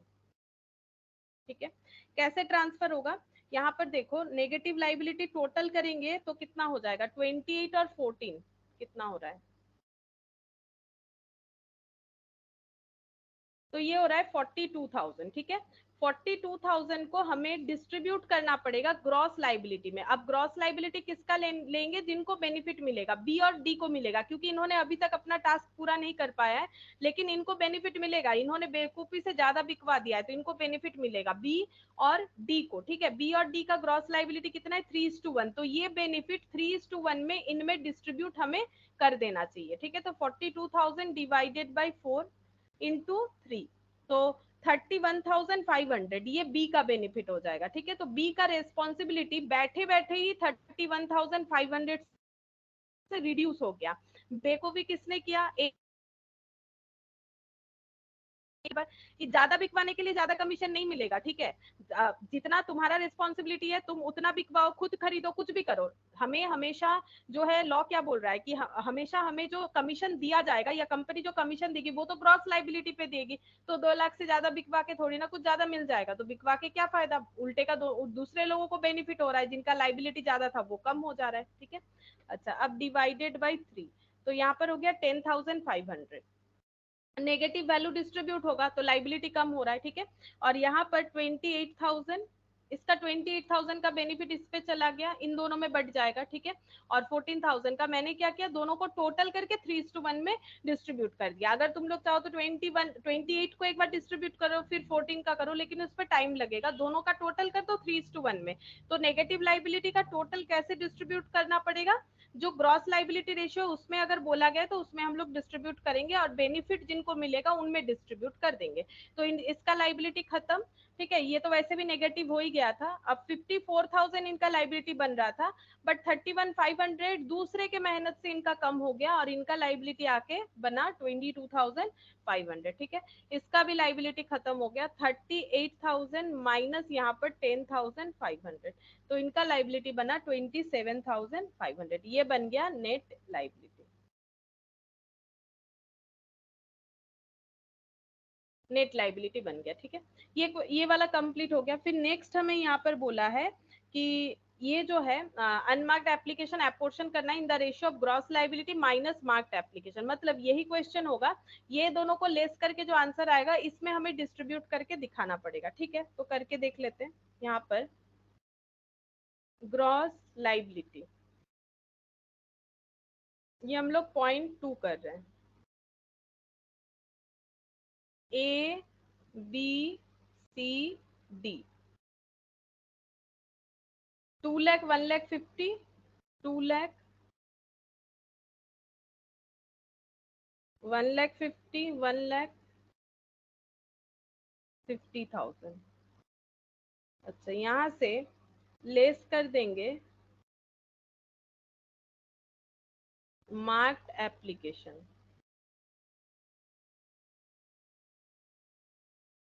220, 90, 110, 220, 90, 110 और 10,000। अच्छा, हम लोग को क्या करना है, डिस्ट्रीब्यूट करना पड़ेगा। क्या डिस्ट्रीब्यूट करने के लिए बोला है? Unmarked application are apportion in the ratio of gross liability minus marked application. अच्छा, ये पहले निकाल लेते हैं, gross liability minus marked application, जैसे हम लोगों ने यहाँ पर कैलकुलेट किया था। ये हो जाएगा 20,000 नेगेटिव, ये 1,50,000 माइनस, मतलब 15 माइनस 9, मतलब ये बन रहा है 60,000। 10,000 नेगेटिव और ये हो जाएगा 40,000। अच्छा, फिर लेस करेंगे।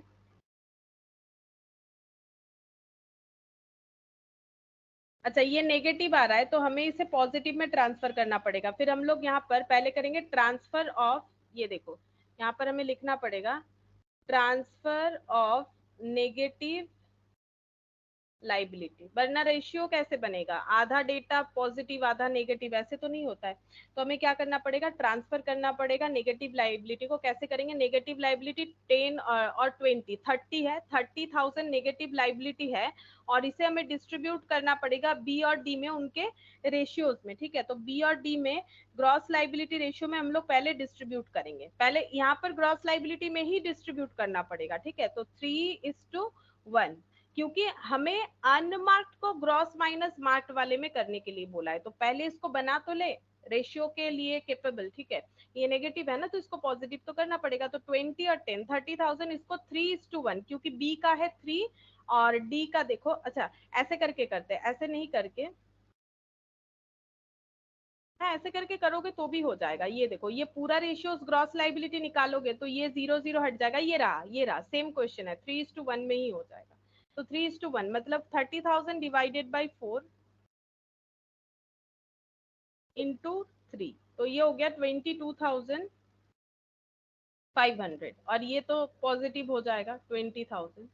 अच्छा, यहाँ पर हो जाएगा ये नेगेटिव, ये 10,000 और ये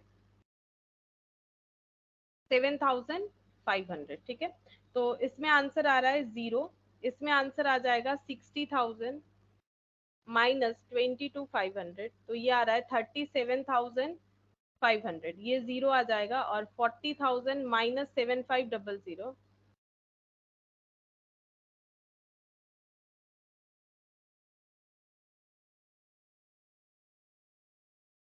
32,500। ठीक है, ये आ गया हम लोग का gross liability minus marked application का फाइनल आंसर। अब हम लोग यहाँ पर डिस्ट्रीब्यूट करेंगे अनमार्क्ड एप्लीकेशन को। ठीक है, यहाँ पर लेस करेंगे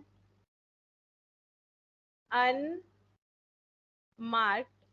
एप्लीकेशन।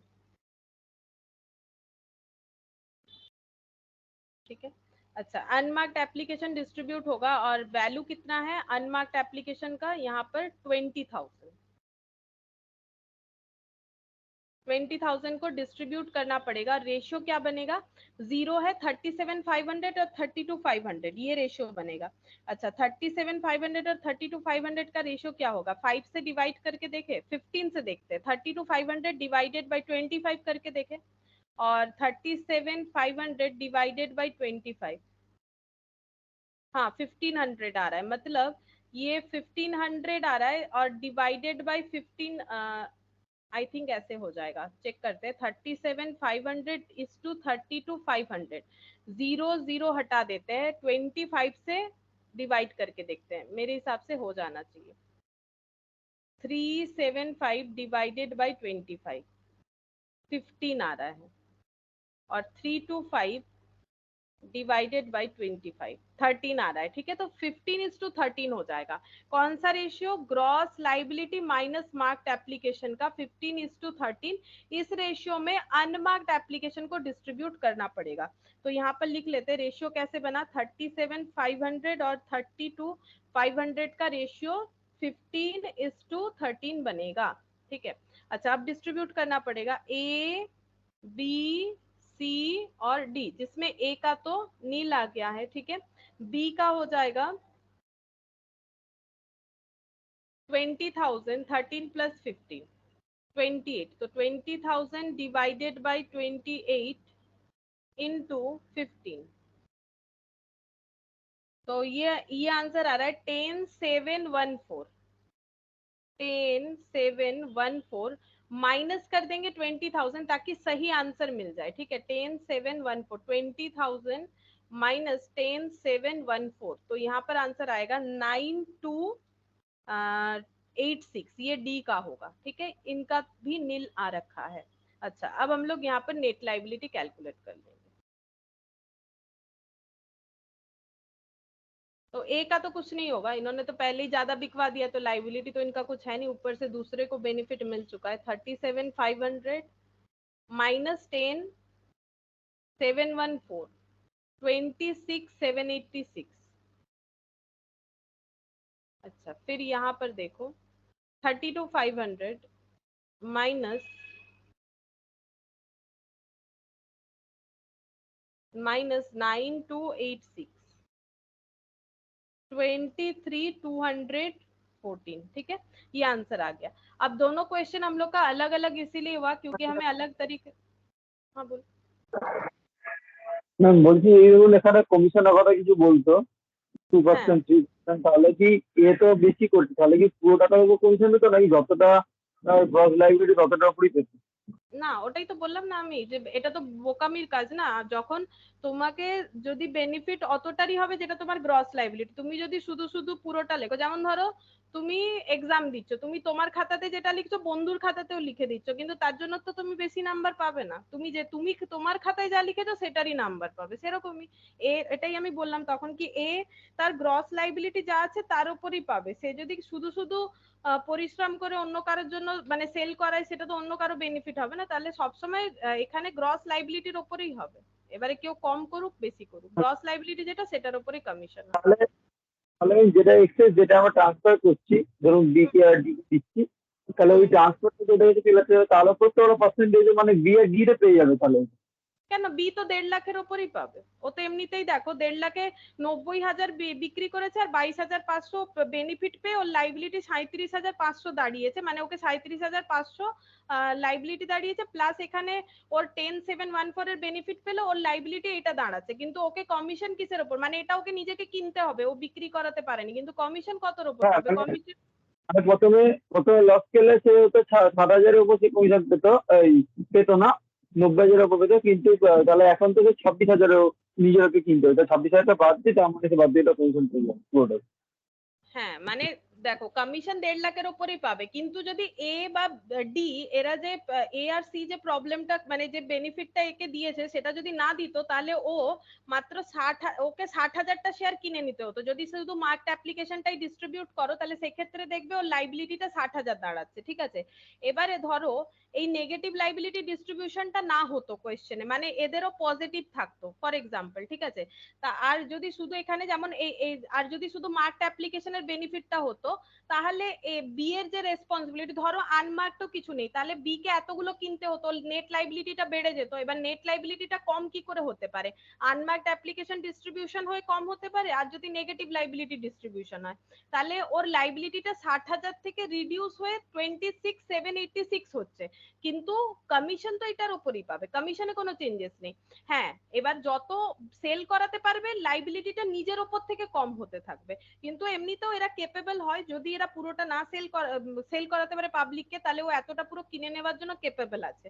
তবুও যেহেতু ও সেল করিয়েছে 90 তাহলে ওকে 60,000 নিজেকে কিনতে হতো, কিন্তু ARC এর বোকামির জন্য 22,500 বেনিফিট পেলো, তাহলে ওর লাইবিলিটিটা কমে 37,500 হলো। ঠিক আছে, লাইবিলিটিটা কমছে, আর তার মানে এটা নয় কি ও কমিশন বেশি পাবে। আবার এখানে আনমার্কড অ্যাপ্লিকেশন, এই যে এগুলো মাইনাস হয়ে গেল, ঠিক আছে, এগুলো মাইনাস হয়ে গেল। এখন নেট লাইবিলিটিটা 60,000 থেকে কমে 26,786 দাঁড়িয়েছে, কিন্তু লাইবিলিটি তো রয়ে গেল, পুরোটা তো হলো না কভার।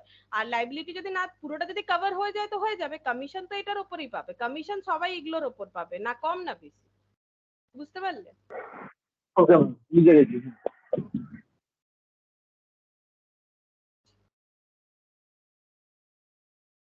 अच्छा देखो 63 यहाँ पर क्या बोला है इलास्ट्रेशन में, the following under writing took place for P limited which invited application for 10,000। P limited ने एक एप्लीकेशन जो है 10,000 शेयर्स का इशू किया है, 10 रुपए वाला, XYZ, ठीक है, 3 अंडर राइटर होंगे, ठीक है, इनका रिस्पॉन्सिबिलिटी ये देखो यहाँ पर बता रहा है इतना इतना इतना, ये लाइबिलिटी होगा ग्रॉस, मतलब इन्होंने पी लिमिटेड से जब कॉन्ट्रैक्ट किया होगा तब बोला होगा एक्स ने कि हम 6,000 शेयर बिकवा देंगे, Y2500 Z 1500।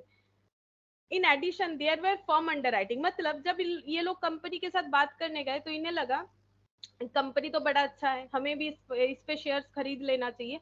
तो एक्स ने बोला देखो पब्लिक को तो हम इशू करवाएंगे लेकिन हम खुद ही आपका शेयर 800 खरीदना चाहते हैं। तो कंपनी बोली ठीक है खरीद लीजिएगा। वाई ने बोला हम खुद 300 शेयर खरीदेंगे, जेड ने बोला हम खुद 1000 शेयर खरीदेंगे। Total subscription including firm under writing 7,100 share. बोल रहा है कि टोटल जो सब्सक्राइब हुआ है शेयर वो हुआ है 7,100, इसमें फर्म अंडर राइटिंग इंक्लूडेड है, ठीक है। तो फर्म अंडर राइटिंग कितना है, 800 प्लस 300 प्लस 1,000 यानी कि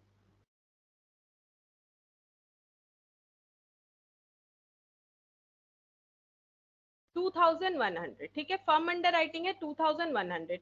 तो फर्म अंडर राइटिंग के अलावा अदर्स कितना है, अदर्स इसका मतलब 7,100 माइनस 2,100 यानी कि 5,000, ठीक है। फर्म अंडर राइटिंग के अलावा 5,000 शेयर्स और भी सब्सक्राइब हुए and the forms included the following mark form, और इसमें मार्क्ड कितना है, ठीक है, ये तो फर्म अंडर राइटिंग हो गया। अदर्स में मार्क्ड कितना है ये हमें बता दिया है। अदर्स जो आ रहा है ये मैंने बाइफर्केशन कर लिया 7,100 का, ठीक है, इसमें से मार्क्ड है 1,000, 2,000 और 500, तो मार्क्ड है 1,000, 2,000 और 500 यानी 3,500। तो अनमार्क्ड कितना हो गया, माइनस करो, अनमार्क्ड कितना हो जाएगा,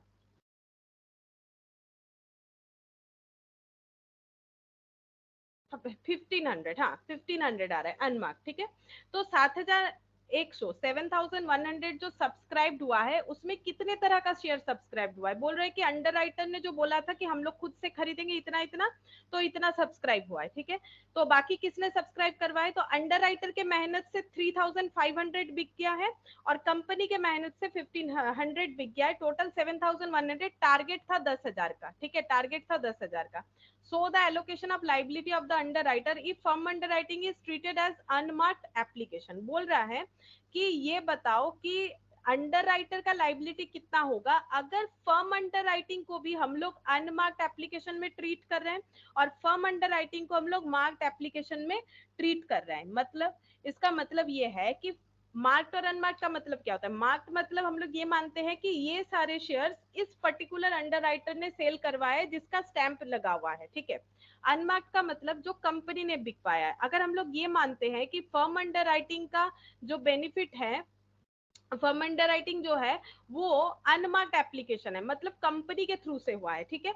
और या फिर ऐसा अगर ट्रीट करते हैं कि फर्म अंडर राइटिंग जो है वो मार्क्ड एप्लीकेशन है, मतलब अंडर राइटर बोल रहा है ये तो मैंने बोला था तो ये मेरे थ्रू से दिखाओ कि हाँ मैंने ये शेयर्स, मतलब एक्स बोल रहा है मेरा जो शेयर्स का लाइबिलिटी होगा मार्क्ड उसमें मेरा फर्म भी जोड़ लो, ठीक है। या फिर इस तरह से क्वेश्चन को सॉल्व करने बोला है कि जो ये फर्म अंडर राइटिंग है वो अनमार्क्ड एप्लीकेशन में जोड़ के बताओ, ठीक है, इस तरह से हमें कैलकुलेट करने बोला है।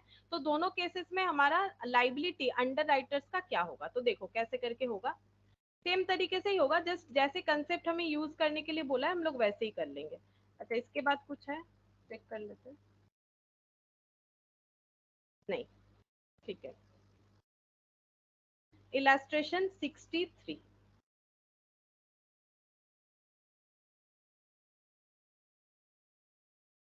When firm underwriting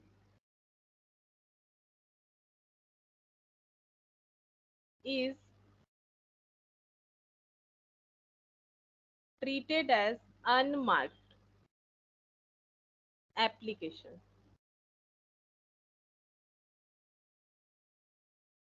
तब कैसे होगा, देखो एक करके दिखा देते, तुम लोग दूसरा वाला पॉइंट खुद ही समझ जाओगे कैसे होगा। यहाँ पर लिखेंगे पहले ग्रॉस लाइबिलिटी एक्स वाई और जेड। तो पहले देख लो इन्होंने अपना अपना रेस्पॉन्सिबिलिटी कितना लिया हुआ है, 6000, 2500 और 1500। अच्छा, लेस क्या करेंगे, लेस कर देंगे मार्क्ड एप्लीकेशन जैसे होता है, ठीक है। तो इन्होंने मेहनत स्टार्ट किया और इसके बाद इन्होंने एक्स ने अपने मेहनत से बिकवा दिया है 800, 300 और 1000। गलत लिख दिया मैंने, ये वाला 1000, 2500, 1000, 2000 और 500, ठीक है। अच्छा, बचेगा कितना एक बार चेक कर लो, 5000, 500 और 1000। नहीं भी करोगे तो भी चलेगा। इसका मतलब ये हो गया कि एक्स मतलब ये लेस अगर अभी नहीं भी करते हो तो भी चलेगा। हम जस्ट एक बार समझा देते हैं। एक्स का जो 6000 लाइबिलिटी था उसमें उसने मेहनत करके 1000 शेयर्स बिकवा दिया। अब उसका लाइबिलिटी कितना बन रहा है, 1000। अब लेस यहाँ से करेंगे अनमार्क्ड एप्लीकेशन, अनमार्क्ड एप्लीकेशन। अच्छा, क्वेश्चन हमें क्या बोला है, when firm underwriting is treated as unmarked application. तो अनमार्क्ड एप्लीकेशन में ही फर्म अंडरराइटिंग को ट्रीट करना है, ठीक है। अच्छा, तो इस केस में हम लोग कैसे दिखाएंगे, टोटल सब्सक्रिप्शन है 7100, ठीक है। इसमें से हम लोग लेस कर देते हैं मार्क्ड एप्लीकेशन, मार्क्ड एप्लीकेशन है 3500, ठीक है। तो फिर यहाँ पर लेस करते हैं 7100 माइनस 3500, तो ये कितना बचा, 3600, 3600, ठीक है। अच्छा, एक मिनट, 2000 ये हो जाएगा हम लोग का 3600। अब ये क्या है, देखो इसमें क्या क्या इंक्लूडेड था, इसमें फर्म भी था, ठीक है, इसमें मार्क्ड भी था और इसमें अनमार्क्ड भी था। क्वेश्चन हमें बोला था subscription including firm underwriting and the firm and forms included marked application.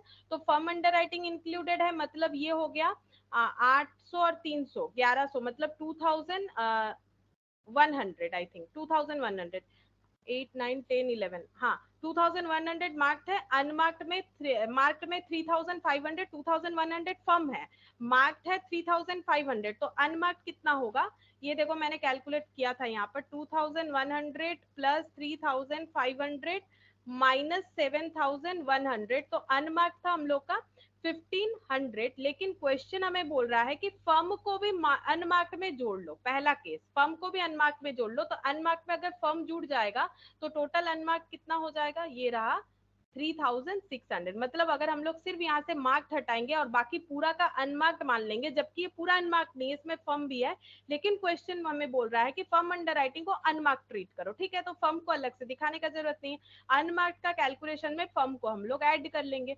तो कैसे होगा, ये ऐसे हो जाएगा अनमार्क्ड एप्लीकेशन। तब हम लोग कितना मानेंगे, टोटल जो सब्सक्रिप्शन है उसमें 3 पार्ट इंक्लूडेड है, मार्क्ड, अनमार्क्ड और फर्म। लेकिन क्वेश्चन हमें बोल रहा है कि फर्म को भी अनमार्क्ड मान लो, ठीक है।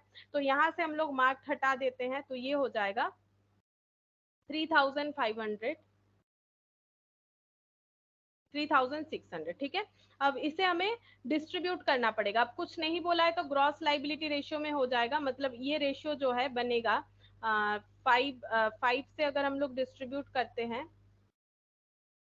12:5:3 ग्रॉस लाइबिलिटी। हाँ बोलो, 653 হচ্ছে তাই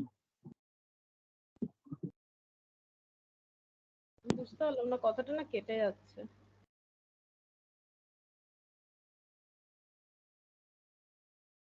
मैम बोला 1253 ওটাই বলছি। কতটা বড্ড কেটে কেটে আসছে। তো একবার হোয়াটসঅ্যাপে লেখো কি বলছো, বুঝতে পারছি না।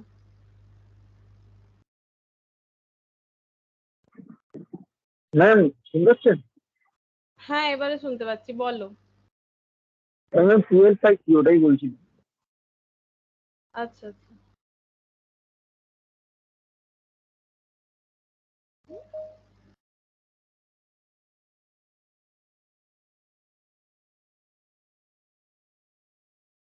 अच्छा 2160 और इसके बाद नेक्स्ट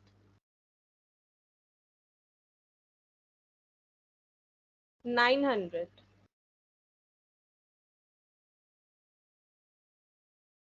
540।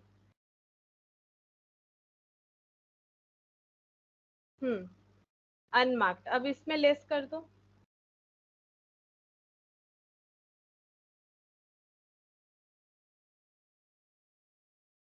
ये कितना हो जाएगा, नेगेटिव 460, ठीक है। अच्छा अब नेगेटिव हम लोग कभी रख नहीं सकते, हमें इसे डिस्ट्रीब्यूट करना पड़ता है, transfer of negative liability. Transfer करो, 400 को डिस्ट्रीब्यूट कर देना है इन दोनों के रेशियो में, मतलब 12:3 में। तो 400 डिवाइडेड बाई 15 इंटू 12, 320।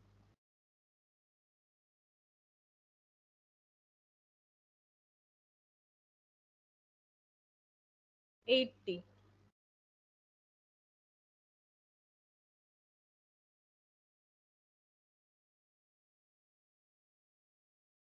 380, ठीक है। 380 हो गया, ये हो गया हम लोग का नेट लाइबिलिटी, ठीक है। अब मुझे ये बताओ, ये नेट लाइबिलिटी, लेकिन अगर पूछा जाए कि ग्रॉस लाइबिलिटी कितना है, बता सकते हो? ग्रॉस लाइबिलिटी, नेट लाइबिलिटी का मतलब हो गया कि इनको 2520 जो है परचेस करना है, ठीक है। ये हम लोग का हो गया नेट लाइबिलिटी। अगर हमें पूछा जाए कि ग्रॉस लाइबिलिटी कितना है, तो बता सकते हो? मतलब एक्स को कितना खरीदना पड़ेगा, ये बता सकते हो? एक्स को 2520 तो खरीदना ही पड़ेगा, क्योंकि पब्लिक को और वो सब्सक्राइब नहीं करवा पा रहे, उनका लाइबिलिटी 2520 है।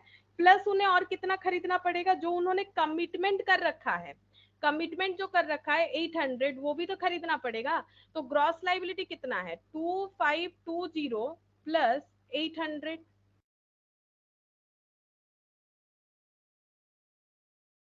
यहाँ पर कितना हो जाएगा, देखो इसमें से सबसे अच्छा ये वाला पॉइंट समझ में आता है। वाई का देखो रेस्पॉन्सिबिलिटी 0 आ रहा है, ठीक है। वाई ने जितना कमिटमेंट किया था पूरा बिकवा दिया, ठीक है भाई, पूरा बिकवा दिया, तो वाई को खुद से और शेयर खरीदना नहीं पड़ेगा। लेकिन उसने बोला था ना मुझे पसंद है, मुझे 300 शेयर खरीदना है, तो हाँ 300 शेयर तो उसे खरीदना ही पड़ेगा। लेकिन जब हम लोग कैलकुलेट कर रहे थे लाइबिलिटी, तब हम लोगों ने लाइबिलिटी का जो है मतलब रिडक्शन कैसे हो रहा है वो देखने के लिए हम लोगों ने फर्म अंडर राइटिंग को भी लेस किया। वो तो चलेगा कि हाँ मुझे इतना सारा चीज बिकवाना है, उसमें से जैसे मान लो किसी को रेस्पॉन्सिबिलिटी दिया गया है 5 बुक्स सेल करवाना है, ठीक है, 5 बुक सेल करवाना है। एक एजेंट को मैंने रेस्पॉन्सिबिलिटी दिया, ठीक है, फॉर एग्जाम्पल।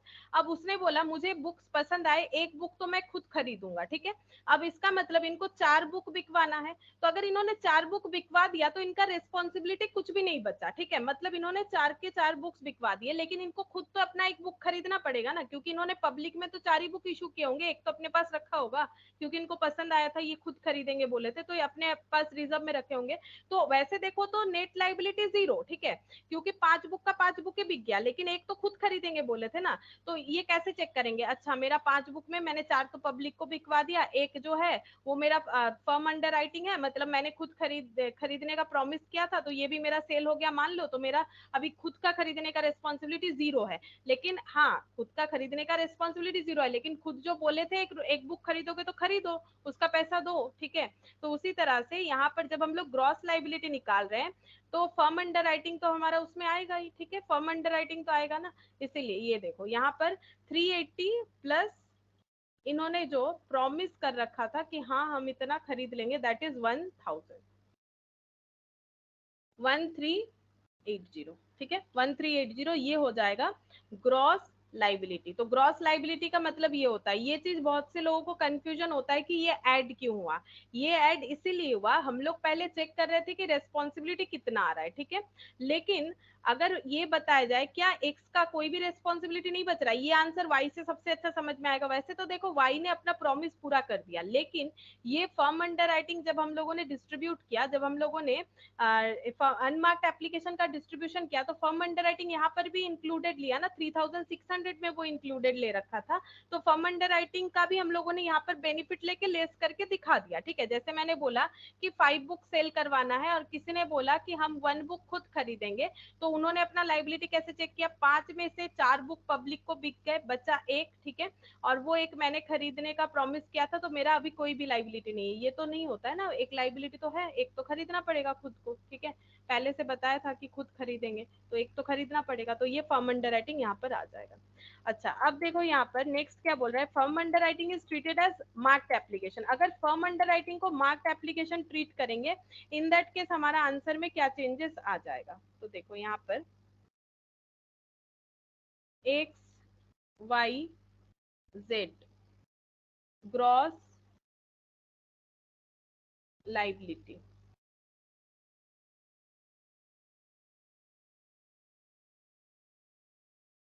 ग्रॉस लाइबिलिटी कितना है, 6000, 2500 और 1500।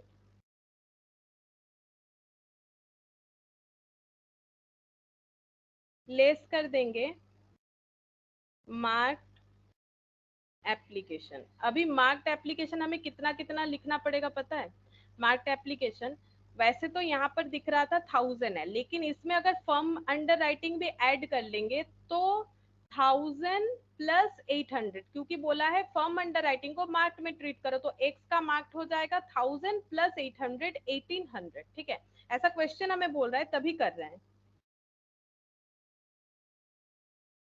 अच्छा, इधर 2000 और 300, 2300, 1000 और 500, 1500, ठीक है। तो अभी इनका माइनस अगर करो या फिर नहीं भी करो तो भी चलेगा, डायरेक्टली अनमार्क्ड कर देते हैं। अच्छा, अब अनमार्क्ड एप्लीकेशन कितना होगा, तो टोटल पब्लिक से सब्सक्राइब्ड इन्होंने करवा रखा है 7100, ठीक है। अब मार्क्ड एप्लीकेशन, इसमें 3 पार्ट इंक्लूडेड है, मार्क्ड, अनमार्क्ड और फर्म, ठीक है। तो फर्म और अनमार्क्ड, फर्म और मार्क्ड ये दोनों इसमें से लेस कर देंगे तो हमें अनमार्क्ड मिल जाएगा, ठीक है। तो अनमार्क्ड कितना हो जाएगा, ये टोटल जो है मार्क्ड एप्लीकेशन, इसमें लिख सकते हो इंक्लूडिंग फर्म, ठीक है। जैसे वहां पर लिख सकते हो अनमार्क्ड एप्लीकेशन इंक्लूडिंग फर्म, ठीक है। तो 1800 प्लस 2300 प्लस 1500, तो ये लेस हो जाना चाहिए 5600। सही बाकी देख लो, 1500, 1500 डिस्ट्रीब्यूट हो जाएगा ये वाले रेशियो में, और रेशियो है हमारा 1253।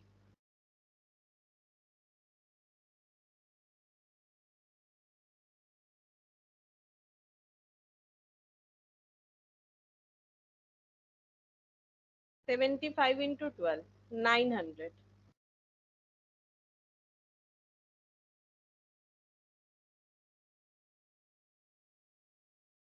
375, 225 अनमार्क्ड, ठीक है। अच्छा, अब यहाँ से लेस कर देते हैं, ठीक है। लेस करने से हमें लाइबिलिटी पता चल जाएगा, 6000 माइनस 1800 माइनस 900,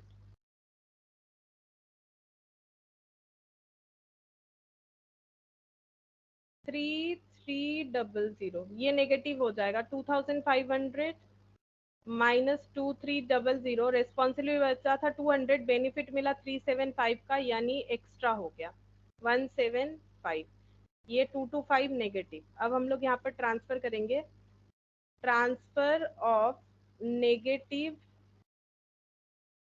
लाइबिलिटी, ठीक है। तो एक ही जन को ट्रांसफर हो जाएगा, तो ये पूरा बेनिफिट 175 और 225 का पूरा बेनिफिट यहाँ पर ट्रांसफर हो जाएगा। तो ऐड कर लो, 5 प्लस 5 10, 400, ठीक है। तो ये 0000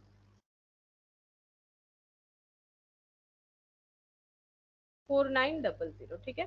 तो ये बन गया हम लोग का ओ सॉरी, ये 4 कैसे हो जाएगा? 4 तो नहीं होना चाहिए, कितना होगा?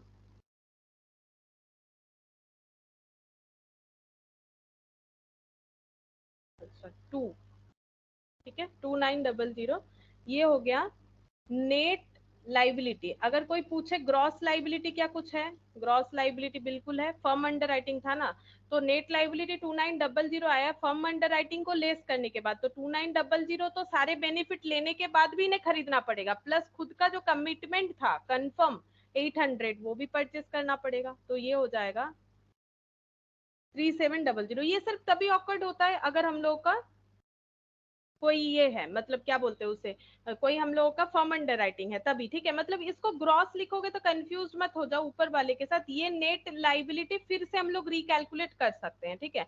मतलब ये ग्रॉस लाइबिलिटी 6000 ही रहेगा, इसके साथ कंफ्यूज मत हो जाओ। मतलब नेट लाइबिलिटी को हम लोग इस तरह से भी फिर से एक बार कैलकुलेट करके देख सकते हैं कि नेट लाइबिलिटी एक्चुअली कितना बन रहा है इनका, क्योंकि फर्म अंडर राइटिंग है तो वो भी तो ऐड करना पड़ेगा। तो इनको कुछ नहीं खरीदना पड़ेगा, लेकिन ऐसा नहीं है, कुछ नहीं खरीदने से नहीं चलेगा। जो 300 शेयर्स का प्रॉमिस कर रखा है वो तो लेना ही पड़ेगा, और 1000 ये भी इनको लेना पड़ेगा। वैसे तो इनका रिस्पॉन्सिबिलिटी 0 बन चुका है, इन्होंने पहले ही सारा बिकवा दिया फर्म अंडर राइटिंग लेके। फिर इनको बेनिफिट 2 to 5 का मिला, जिसका बेनिफिट जो है एक अंडर राइटर को मिल गया, लेकिन इनको खुद से खरीदने का जो प्रॉमिस किया हुआ है वो तो इनको पूरा करना पड़ेगा, यानी 1000।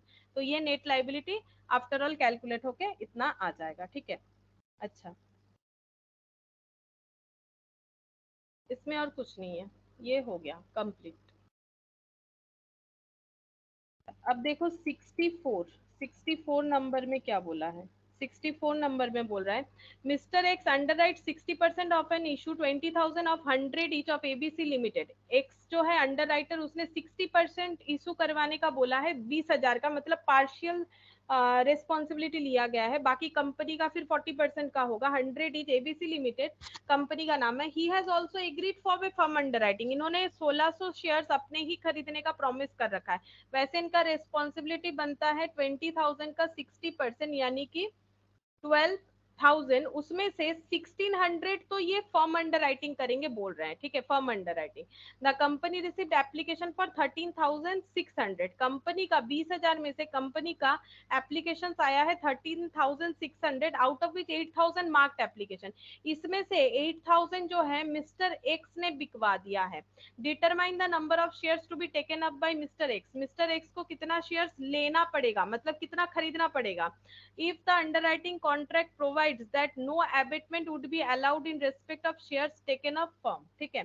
अगर फर्म शेयर्स लिया जा रहा है तो कोई एबेटमेंट जो है वो अलाउ नहीं किया जाएगा। इसका मतलब क्या होता है, एबेटमेंट का मतलब यहाँ पर ये हो जाएगा कि जो शेयर्स अंडर रिटन जो फर्म है वो एडजस्ट नहीं होगा net liability under the under writing contract, ठीक है।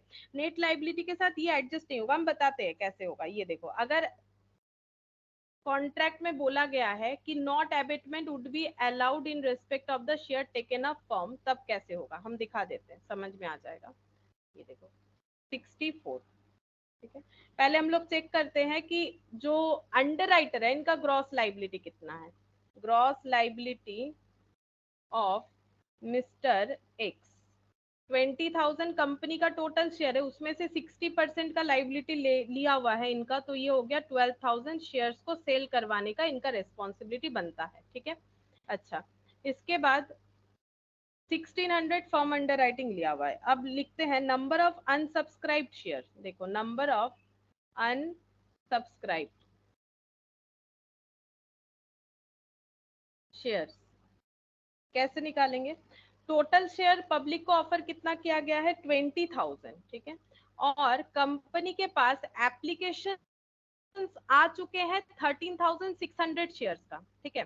तो अनसब्सक्राइब शेयर कितना है 6,400 शेयर्स, जो कि अनसब्सक्राइब्ड है, ठीक है। मतलब इतना कंपनी को और भी बिकवाना पड़ेगा, ठीक है। तो अंडर राइटर का डेफिसिट कितना आ रहा है, deficit of the underwriter gross liability minus marked application, ठीक है। तो अंडरराइटर ने तो लाइबिलिटी लिया हुआ है 1200 का, और मार्क्ड एप्लीकेशन यहाँ क्वेश्चन में हमें दे दिया है यहाँ पर आउट ऑफ इस 8000 मार्क्ड एप्लीकेशन। अच्छा ये ना 12000 होगा, ठीक है 12000, मैंने 12000 ही लिखा है तो हाँ 12000 का रेस्पॉन्सिबिलिटी है, जिसमें से इन्होंने अपना 8000 बिकवा दिया है, ठीक है तो 8000 बिकवा दिया है। अब यहाँ पर मार्क्ड एप्लीकेशन में हम लोग क्या ऐड करेंगे, मार्क्ड एप्लीकेशन में हम लोग यहाँ पर ऐड करेंगे जो फर्म अंडर राइटिंग है उसका बेनिफिट भी यहाँ पर ऐड हो जाएगा, ठीक है मतलब ये जो लाइन बोला है ना, no abatement would be allowed in respect of shares taken up by firm, तो इसका मतलब इसे मार्क्ड एप्लीकेशन में हमें इंक्लूड करना पड़ेगा। देखो अभी क्या होता है 12000 माइनस ये हो जाएगा 9600, मतलब आंसर आ रहा है हम लोग का कितना हो जाएगा 12000 माइनस 9600, तो ये हो जाएगा 2400, ठीक है तो अंडर राइटर को 2400 जो है इनका नेट लाइबिलिटी आ रहा है। अब यहाँ पर लिखना क्या है, देखो net liability under under writing contract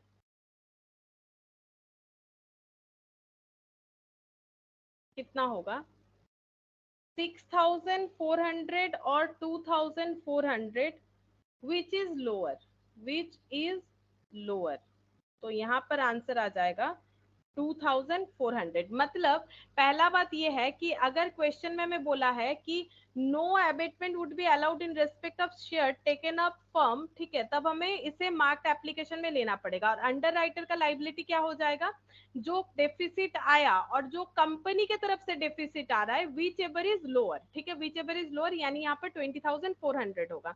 और अगर if underwriting contract provides that abatement would be allowed in respect of share taken up firm, तब हम लोग का आंसर क्या होगा देखो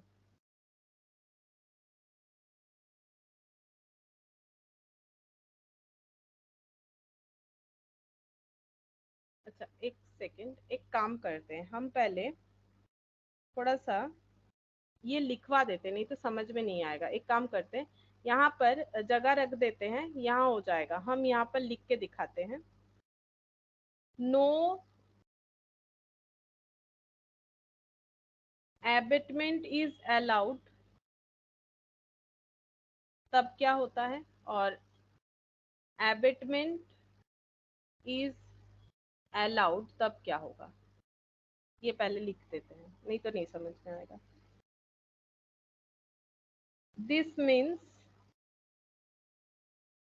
that the shares underwritten firm will not be adjusted against net liability under the underwriting contract and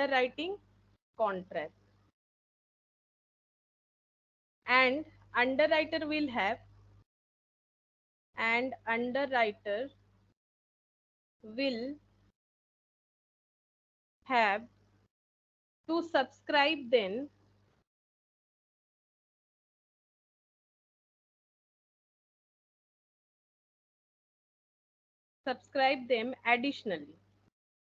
additionally, therefore number of shares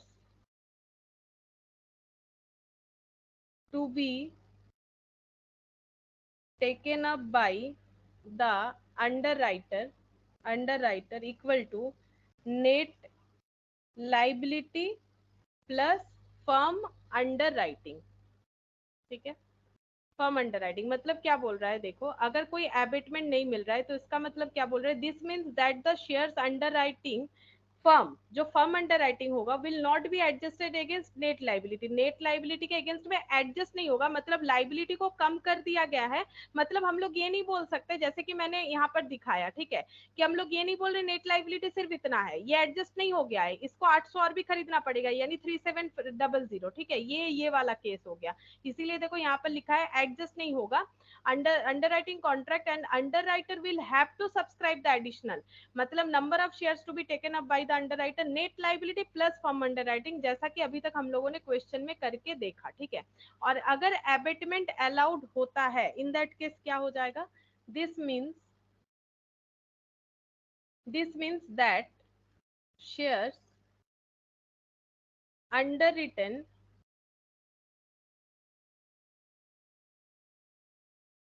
firm will be adjusted against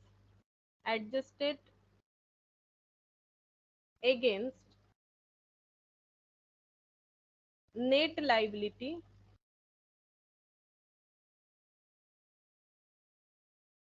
under underwriting contract, adjust हो जाएगा, ठीक है।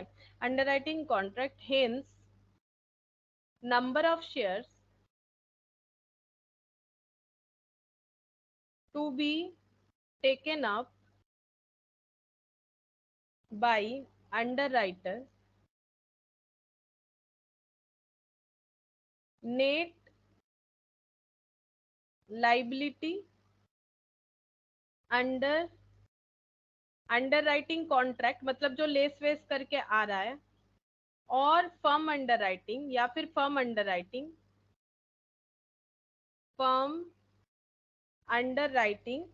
Which ever is higher, ठीक है। जो ज्यादा होगा वही इनका नेट लाइबिलिटी आ जाएगा, ठीक है। अब इस क्वेश्चन को करने से समझ में आ जाएगा। अब देखो हम लोग का क्वेश्चन में स्टार्टिंग में क्या बोला है कि स्टार्टिंग में बोला है 60% शेयर इशू करवाना है। तो यहाँ पर पहले ये जो है, ये वाला केस जो है, ये वाला हम लोग क्या कर रहे हैं, पहले ग्रॉस लाइबिलिटी चेक कर रहे हैं कितना हो रहा है। जो अंडर राइटर है उनका 12,000 शेयर हो रहा है, और कंपनी ने कंपनी के तरफ से टोटल अगर देखे तो अनसब्सक्राइब टोटल में है 6,400, और अंडर राइटर का रिस्पॉन्सिबिलिटी के हिसाब से कितना डेफिसिट हो रहा है। अंडर राइटर ने 12,000 का रिस्पॉन्सिबिलिटी लिया, 8,000 मार्क्ड एप्लीकेशन और 1,600 जो है फर्म अंडर राइटिंग, मतलब इनका 2,400 जो है ये डेफिसिट आ रहा है, ठीक है। तो net liability under writing contract कितना हो जाएगा, तो अंडर राइटर का लाइबिलिटी कितना होता है, जितना वो रेस्पॉन्सिबिलिटी लेता है। तो ऐसा नहीं कि 6,400 उसका रेस्पॉन्सिबिलिटी होगा, उसका रेस्पॉन्सिबिलिटी जो है वो सिर्फ 2,400 ही है, ऐसा हम लोगों ने पढ़ा। अब ये दो केस के हिसाब से क्या आंसर होगा, तो पहला answer point A, when no abatement would be allowed, ठीक है। अगर कोई एबेटमेंट नहीं अलाउड किया जा रहा है, किस हिसाब से, इन respect of shares taken of firm,